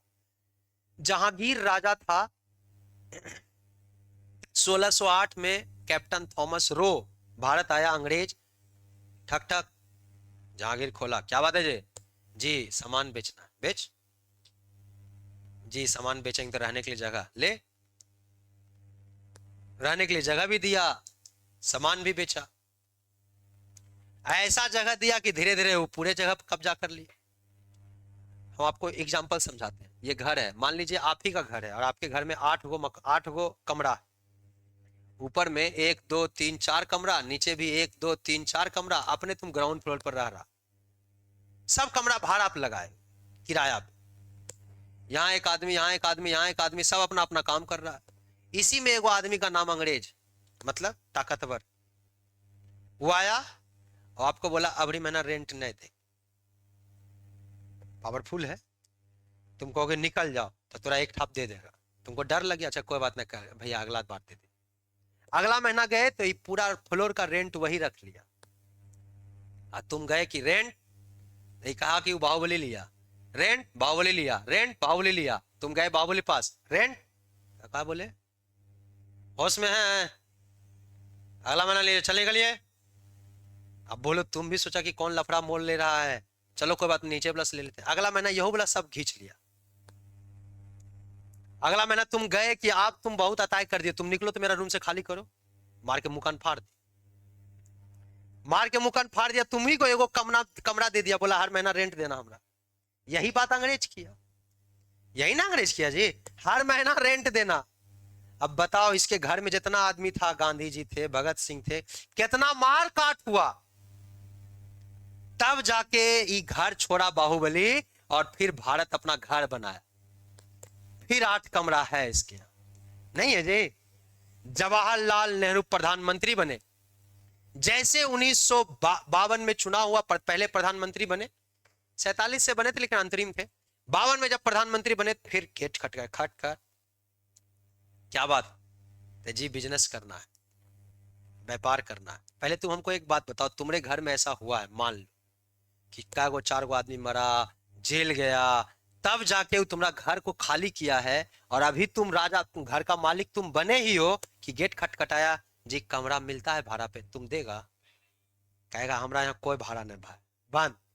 तो भारत बन गया बंद अर्थव्यवस्था, क्लोज इकोनॉमी। भारत ने कहा कि हमको किसी देश से कोई व्यापार नहीं करना है, जो होगा हमारे यहां होगा, नहीं होगा तो जो है उसी में गुजारा करेंगे, हमको विदेश से कुछ लाने नहीं। आपको जान के गहरा आश्चर्य होगा कि उस समय ही व्यवस्था था कि अगर किसी को एगो राजदूत मोटरसाइकिल खरीदना था, उस समय यही एगो मोटरसाइकिल था, नहीं सोचना कि 75 तरह की मोटरसाइकिल में राजदूत मोटरसाइकिल खरीदना था, तो आज पैसा दो, 4 साल बाद मिलेगा। कारण लोहा फिक्स है, उतने लोहा है, सब लोहा से तोरे मोटरसाइकिल दे देंगे। सबके यहाँ फिक्स। तुमको मन किया कि हम घर बनाएंगे, बनाओ घर, कोई दिक्कत नहीं, लेकिन एक तल्ला ज्यादा नहीं बनाना। नहीं मेरे पास पैसा है, हम 5 बना। अरे पैसा है तो क्या, सरकार को लोहे न है, लोहा सरकार निकालने का लिमिट है, एक आदमी निकाल रहा है, लोहा निकलेगा, सब घर तुम ही बना लेगा, तो और सब क्या करेगा। ये व्यवस्था था। मेरे यहाँ हमको याद है कि जब पहला बार फोन बजा था, ट्रिंग ट्रिंग वाला, चोंगा वाला, तो वो फोन जब नंबर लगाया गया था तो 3 साल बाद फोन आया था। हम लोग भूल गए थे कि फोन भी नंबर लगाए, 3 साल बाद आया कि जी आपका नंबर आ गया है, तब कहे लगा। ये बात समझिए, क्यों? पैसा नहीं था देश में, संसाधन नहीं था देश में। 1992 में हम लोग इतना गरीब हो गए थे, इतना गरीब हो गए थे कि 12 दिन के अंदर भारत कंगाल घोषित होने वाला था। इस समय प्रधानमंत्री थे पीवी नरसिम्हा राव। ये पीवी नरसिम्हा राव वही आदमी है जो मध्याह्न भोजन योजना, मिड डे मील शुरू किए। सरकारी स्कूल में जो खाना मिलता है दोपहर, यही शुरू किए थे। पैसा नहीं था 12 दिन का, 12 दिन में भारत कंगाल हो जाता। इनके वित्त मंत्री थे मनमोहन सिंह। मनमोहन सिंह को तो सुना होगा नाम कम से कम। हाँ, मोदी जी से पहले वही प्रधानमंत्री थे। मनमोहन सिंह उस समय वित्त मंत्री थे, फाइनेंस मिनिस्टर। नरसिम्हा राव ने मनमोहन सिंह से कहा कि देश बचा लो, कंगाल हो जाए। मनमोहन के एक के उपाय है, नेहरू वाला स्थिति छोड़ना पड़ेगा। ये जो केवाड़ी बंद करके रखे हैं ना, खोलिए, सबको आने दीजिए, व्यापार करेगा तभी वो सब आके पैसा देगा कुछ। 1992 में वापस हम लोग खुली हुई अर्थव्यवस्था, ओपन इकोनॉमी बने। और उसी समय राव मनमोहन मॉडल, पीवी नरसिम्हा राव और मनमोहन, राव मनमोहन मॉडल आया, उसी कहते हैं एलपीजी। क्या बोलते हैं भाई? लिबरलाइजेशन, उदारीकरण, प्राइवेटाइजेशन, निजीकरण, ग्लोबलाइजेशन, वैश्वीकरण, एलपीजी। यहीं से प्राइवेटाइजेशन शुरू हुआ है, निजीकरण। मतलब तुम सुना होगा मोदी सरकार रेलवे बेच रही है, सुना है सब बात कि सरकार रेलवे बेच दिया, सरकार एलआईसी बेच दिया, सरकार बैंक बेच दिया, सरकार बीएसएनएल बेच दिया, सुना नहीं सब? मोदी सरकार नहीं करे, 1992 में हो गया था। धीरे धीरे सब कुछ सरकार बेच देगी, कुछ भी सरकारी नहीं रहने वाला है। आज से 50 साल बाद नौकरी भी सरकारी नहीं रहेगा, सब प्राइवेट। कारण हम लोग खुली हुई अर्थव्यवस्था, कोई भी आएगा व्यापार करेगा। सर ये क्यों पढ़ा रहे हैं सर? इसलिए पढ़ा रहे हैं कि नेहरू जी जब स्टार्ट किए थे कि हम व्यापार नहीं करना, सब चीज सरकारी रहेगा, तो उसके लिए नेहरू जी ने बनाया था, कहा था कि हम आर्थिक नियोजन करेंगे, इकोनॉमिक प्लानिंग करेंगे। ध्यान से सुनो, लास्ट पेज है, पूरा गंभीरता से ध्यान दो। इकोनॉमिक प्लानिंग का मतलब, आर्थिक नियोजन का मतलब, आपसे पूछेगा आर्थिक नियोजन का क्या अर्थ है, यही क्वेश्चन आता है, what do you mean by economic planning? तो आप कहेंगे आर्थिक नियोजन का अर्थ है, जैसे तुम्हें देखो नियोजन का मतलब क्या होता है, आप घर जाइए, आपके पास 5 सब्जेक्ट पढ़ना है। अगर हम धीरे धीरे तोड़ दे तो साइंस में 3 है, इसमें 4 है, 4 3 7 तो ऐसे हो गया, मैथ, इंग्लिश, हिंदी, 10 सब्जेक्ट। अब जो बच्चा क्या सोचता है, ज्यादातर गलती क्या करते हैं स्टूडेंट, एक दिन में एक सब्जेक्ट पढ़ेगा, आज खाली मैथ पढ़ेंगे, आज खाली साइंस पढ़ेंगे, फिजिक्स पढ़ेंगे, गड़बड़ा जाओ। तुम आधे घंटा पढ़ो, लेकिन सब विषय डेली पढ़ो, तब जाके आपको नंबर सही होगा। सर ये कैसे होगा? सर इसके लिए प्लानिंग करना हो, रूटीन साट दिए कि इतना बजे से इतना बजे तक ये पढ़ना है, 10-12 दिन का खेल, इतना बजे से इतना बजे तक ये पढ़ना, यही प्लानिंग है। इतना दिन में टारगेट पूरा करना है, बस यही चीज यही यहां है। इकोनॉमिक प्लानिंग क्या है? कह रहा है सरकार द्वारा संपूर्ण सामाजिक और आर्थिक व्यवस्था के लिए प्राथमिकता के आधार पर, प्राथमिकता डिपेंड करना, तुमको भी प्राथमिकता, तुम्हारा क्या प्राथमिकता है कि हमको ज्यादा मैथ कमजोर है कि ज्यादा साइंस कमजोर, ज्यादा जीएस कमजोर है, क्या कमजोर, पहले वही पढ़ ले। जगेंगे, पहले यही पढ़ लें। प्राथमिकता डिसाइड करना हो, प्राथमिकता के आधार पर लक्ष्य निर्धारित करना और उसको एक निश्चित समय में, निश्चित अवधि में पूरा करना है, उसी को आर्थिक नियोजन कहा जाता है। कुछ नहीं, जो टारगेट है वो निर्धारित करो प्राथमिकता के आधार पर कि किसमें हमको ज्यादा समय लेना है, किसमें हमको कम समय देना है, वो निर्धारित कर लिए और दिए गए लक्ष्य को दिए गए समय में पूरा कर लिए, इसी को नियोजन कहते हैं, इसी को कहते हैं प्लानिंग। आर्थिक नियोजन भारत में शुरुआत में जवाहरलाल नेहरू 5 साल के लिए करते थे। अभी तुमको 12 दिन के लिए करना है, वो 5 साल के लिए करते थे, इसीलिए इसको बोलते थे 5 ईयर प्लान, पंचवर्षीय योजना। क्योंकि कितने साल के लिए करते थे? 5 साल, कि 5 साल में हमको ये काम कर लेना है, छठा साल सोचेंगे दूसर बात। जैसे नेहरू ने पहली पंचवर्षीय योजना चलाई, फर्स्ट 5 ईयर प्लान, 1951 से लेकर 1956 तक। और नेहरू से पूछा इस क्या करिएगा इसमें? बोला हम कृषि को ठीक करेंगे, आदमी खाएगा पिएगा ठीक से, उसके बाद फिर दूसरा आदमी आके उद्योग के लिए, बोला बस एक टास्क पहले पूरा करने दीजिए, दूसरा टास्क अगला 5 वर्ष में देखेंगे। तो अगला दूसरा पंचवर्षीय योजना में 1956 से 1961 में उन्होंने उद्योग पर ध्यान दिया, इंडस्ट्री पर ध्यान दिया, पहले खेती पर ध्यान दिया। यहीं पर नेहरू ने पूरा नहर बनवाया। तुम्हारे गांव में जो नहर होगा जिसमें कभी पानी आता होगा कि वो बांध है, तो वो नेहरू ही बनवाए थे, उसके बाद कोई नहीं बनवाया। ध्यान दीजिए बढ़िया से, भारत के पहले प्रधानमंत्री थे। पंचवर्षीय योजना का प्रारूप कौन बनाएगा? प्रारूप का मतलब होता है ड्राफ्ट, खाका। जैसे अभी हम बोले आपके लिए कि आपको एक योजना बनाना हो, तो योजना कौन बनाए? वो योजना बनाने के लिए एक आयोग बनाया गया, कमीशन, उसको बोलते हैं प्लानिंग कमीशन, योजना आयोग। क्या नाम दिए? योजना आयोग। 15 मार्च 1950 को इसका गठन हुआ था, 15 मार्च 1950 योजना आयोग। ध्यान दीजिए कितना यहां लिखा हुआ, देखो स्थापना कब हुआ था? 15 मार्च 1950। इसके अध्यक्ष प्रधानमंत्री होते थे। क्या होते थे? तब नेहरू बोले कि बिहार में एगो नहर बनाओ। बिहार का मुख्यमंत्री कहां रे? हमरा से बिन पूछ ले, मेरे से बिन पूछ ले नहर बनाने लग जाइएगा, नहीं बनाने दे।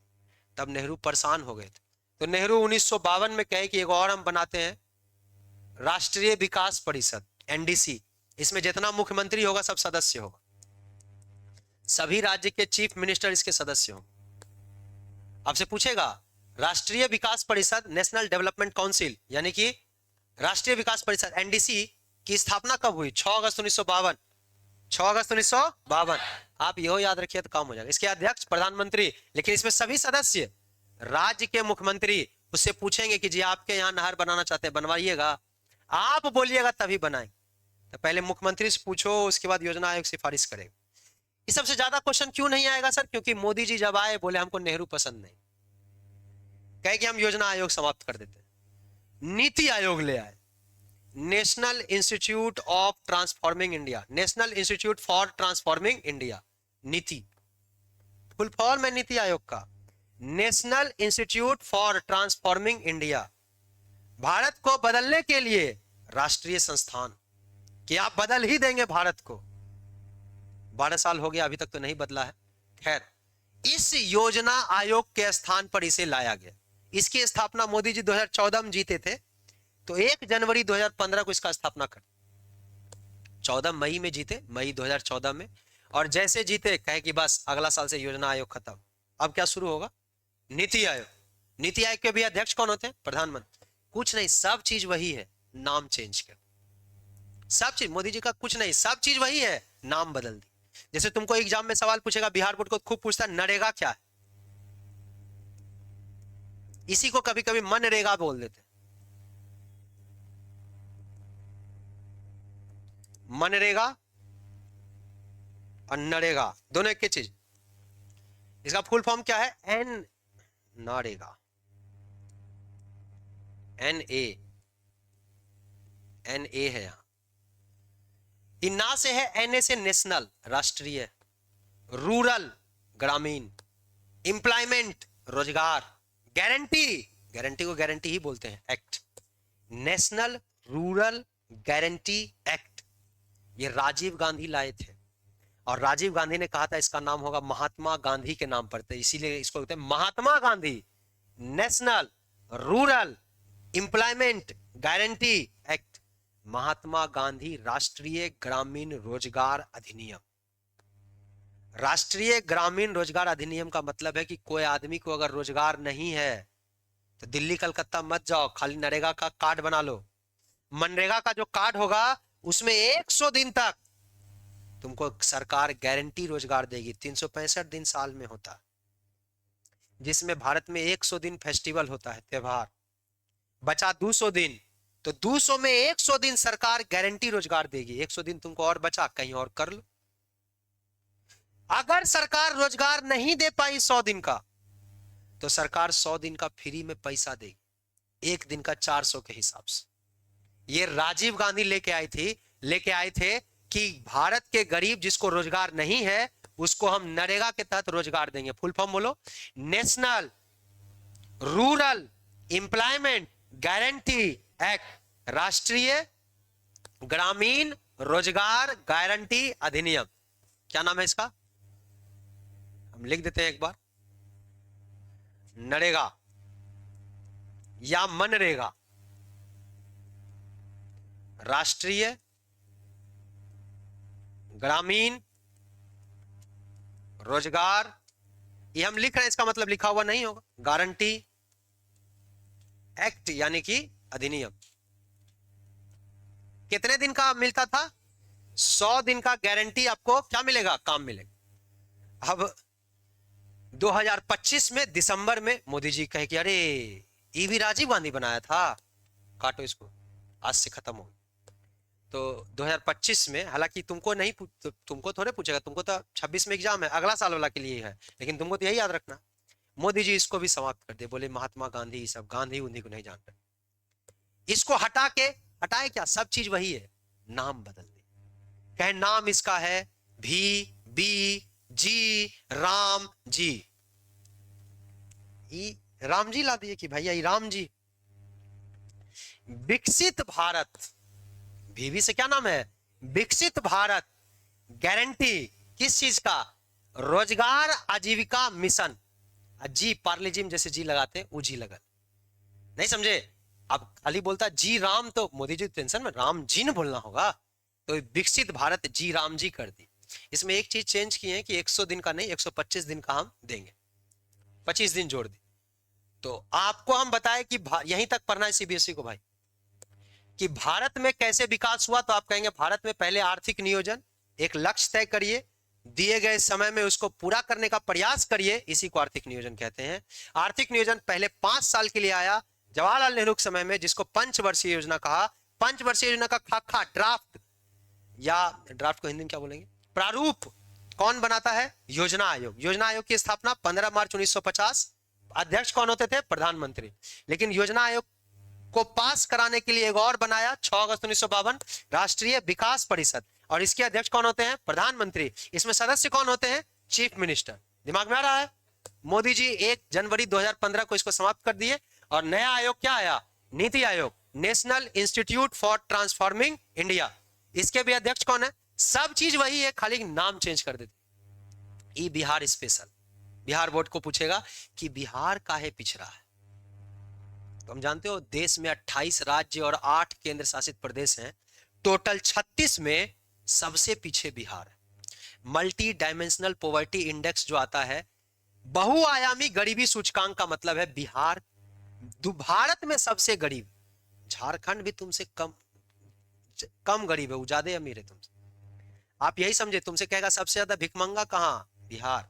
सबसे ज्यादा गरीब कहां? बिहार। सबसे ज्यादा अनपढ़ कहां? बिहार। सबसे कम पढ़ा लिखा कहां? बिहार। मात्र 61.8% आबादी बिहार की पढ़ी लिखी है, जो सबसे कम है, सबसे कम है। बिहार में 2005 से 2000 कर लो, 15 साल से भाजपा का शासन, 15 साल से। उससे पहले लालू का शासन था, वो भी 15 साल था। तो 30 साल से लालू नीतीश, लालू नीतीश, लालू नीतीश। और इन सब के चक्कर में बिहार, हमने कह रहे सरकार तो बहुत बढ़िया काम करती है, लालू यादव बहुत बढ़िया है, नीतीश कुमार तो और शानदार काम करते हैं, थोड़ा सा आदमी नहीं, बीजेपी की सरकार बहुत शानदार है, धीरे धीरे काम हो रहा है, ध्यान दीजिए, हल्ला नहीं करो। बिहार साधन संपन्न है, ये तो सरकार का देन है। कि आप क्या है, साधन संपन्न, आपके पास साधन है, जनसंख्या है, बल है, ताकत है, खेती करने के लिए नदियां हैं, फिर भी आप पिछड़े हैं। कारण सरकार का कारण नहीं है, कारण ये तीव्र जनसंख्या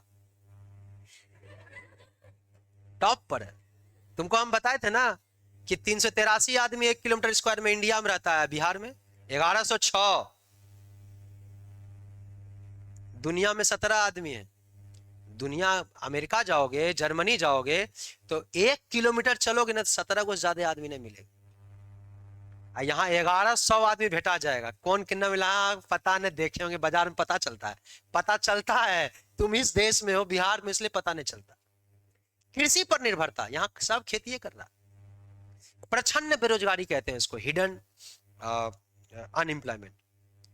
खेत में 2 आदमी काम करे उतना उपज हो जाएगा, लेकिन 8 भाई है तो क्या करेगा, वो 8 काम कर रहा है, उपज उतने हैं।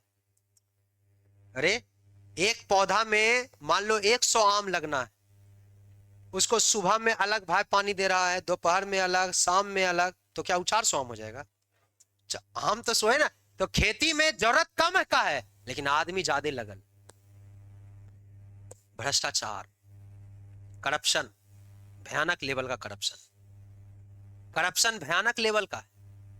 यहां तक कि आप देखते हैं कि हेलमेट पहन के कोई नहीं जा रहा है, पुलिस धर लिया तो सरकार का चालान बनाने से पहले कहता है लाओ 500, कहता है सर 200।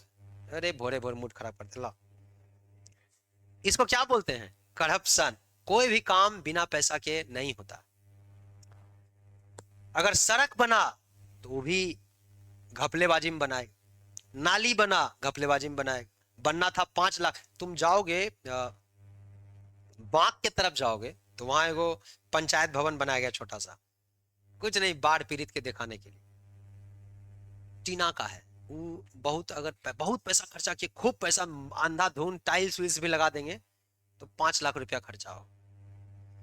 5 लाख, बाप रे बाप, ज्यादा बोल दिया, मतलब 50,000 रुपया खर्चा होगा, 5 लाख बोल, बहुत अगर खर्चा किए तो। आप जानते हैं कि घर के आगे कितना लगा लागत, 7 लाख रुपया लगा है। जो काम 50,000 में हो सकता है, उसका 7,000 दाम दिखाया गया। एक सड़क जो कि 8 करोड़ में बन सकता है, 208 करोड़ उसका कीमत दिखाया गया। 8 करोड़ में 208 करोड़ दिखाया गया। अब आप सोच लीजिए कि भ्रष्टाचार किस लेवल पर। दूसरा, प्रकृति भी बिहार को तंग करती है। आपको हम बताएं, बिहार ऐसे करके बना दिए तो बीच, ऊपर वाले क्या बोलते हैं, उत्तर बिहार, नीचे वाले को मुंगेर कहां है। हाँ, गंगा नदी अगर ऐसे है तो मुंगेर दक्षिण में, तो तुम लोग क्या है, दखनाहा। यहाँ उधरे बेचारा, हम तो देखे, हम तो परेशान हो जाते हैं। गांव कभी गए, खगड़िया बेगूसराय से कोई आया है, दखनाहा इधर, कुटुम है दखनावा। अब बोलो दखनाहा अपने है मुंगेर वाला सब, लेकिन वो बेचारा उतराहा है, उसको दखनाहा बोल देता है। ध्यान दीजिए, ये दक्षिण उत्तर बिहार में कोसी नदी पागल कर देती है। कोसी नदी को बिहार का शोक बोल देते हैं, कर्स ऑफ बिहार। ऐसे आ रही है आज, मन किया कल, ऐसे नहीं आएगी, ऐसे आएगी। भारी रास्ता बदल लेते हैं। वो तो एग्जाम्पल दिए थे कि अगर इस गांव में बाढ़ आया है कोसी नदी से, 4 किलोमीटर दूर एगो गांव में बाबा सो रहा है रात को कि दूसर गांव में बाढ़ आया, अगला दिन बाबा नहीं मिलेगा, हटिया भी नहीं मिलेगा, कहां मिलेगा, बंगाल खाड़ी में। कारण कोसी नदी मार्ग बदल ली, पता नहीं है कौन तरफ से कब रात को तुम खा पी रहे हो, अचानक बाढ़, भाग भाग भाग भाग, काहे तो बाढ़ आ गई, मार्ग बदलती है। तो इधर बाढ़ डिस्टर्ब करता है, खूब पानी, इधर पानी का कोई कीमत नहीं, इधर पानी का कोई। मुंगेर में तुम देखो, किसी मुंगेर गंगा के एकदम पास में किसी को देखो पानी का कीमत, पानी का वो कीमत चुकाता है। वो तो आजकल 10 रुपए में डिब्बा खरीदने लगा। पानी का अंधाधुंध पानी, एक आदमी को नहाना है 17 बाल्टी, 18 बाल्टी, ओकरो से मन नहीं सावर चला दिया, बैठल जब तक थरथरा नहीं जाएंगे तब तक नहीं है। पानी का कोई कीमत है?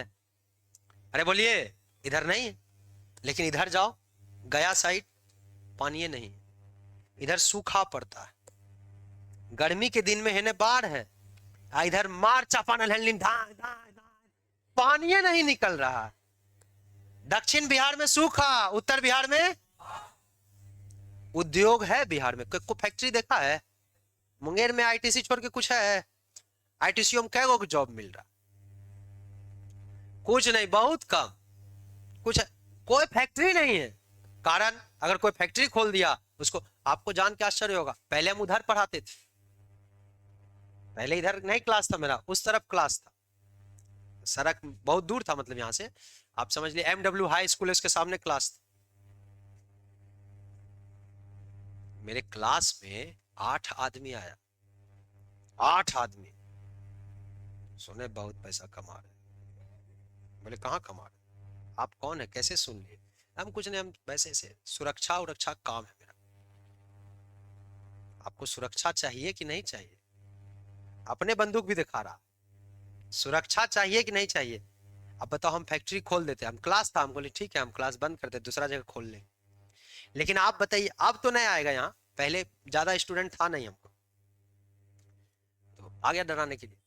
खैर अब तो नहीं आता था, अब कैसे आ जाएगा? अब तो 14 को दरोगा यहीं से पास कर गया। अब क्या होता है कि एगो कोरोना में जब पढ़ा रहे थे तो एगो पत्रकार आ गया था छोटा, वो पत्रकार आया, कहा हमने देखे आपको बंद करवाते हैं। वो कहा कि हम तो बोले ठीक है ले लीजिए फोटो। आप ले तो लिए, जाइए कैसे, पहले ही बता। यही गड़बड़ा गया उसमें। खैर उद्योग नहीं है। अगर हम मान लो फैक्ट्री खोलते, वहां फैक्ट्री खोल देते, तब हम उठा के लाते फैक्ट्री को, तब तो पैसा देना पड़ता, या तो उद्योग बंद हो जाता। तुम देखो क्या वो सिनेमा हॉल बंद पड़ा, सिद्धार्थ सिनेमा हॉल इधर है, इधर नीलम सिनेमा हॉल है, कोणार्क सिनेमा, सब बंद क्यों हो गया? क्योंकि सिनेमा हॉल में आदमी जा रहा है, पैसा ही नहीं दे रहा। राहुल गांधी मेरा बेटा छोटा, वो पीले है तो पैसा नहीं दिया, और दूसरा 8 गो उसके पास भी जाता होगा। सुरक्षा नहीं चाहिए सिनेमा हॉल में, लाओ पैसा। वो बेचारा कमान बंदे कर दी। उद्योग है ही नहीं, सरकार करप्शन भी ज्यादा। खैर बोलो, ये बिहार के पिछड़ेपन का कारण बोलो, क्लियर हो गया? ये चैप्टर आपका पूरा पूरा खत्म हो। एक चैप्टर और बड़ा है, उसमें भी एक दिन लगेगा, उसके बाद दिन आपको नहीं लगेगा। कहां चल गया जी, चलिए रहा है। हाँ एक और चैप्टर है बड़ा, 2 और 3, उसके बाद ये सब तुरंत खत्म हो जाए, कहीं कुछ नहीं। वैश्वीकरण हम समझा भी दिया आपको, ग्लोबलाइजेशन, घबराना नहीं। तो आज इतना ही रहेगा, बाय।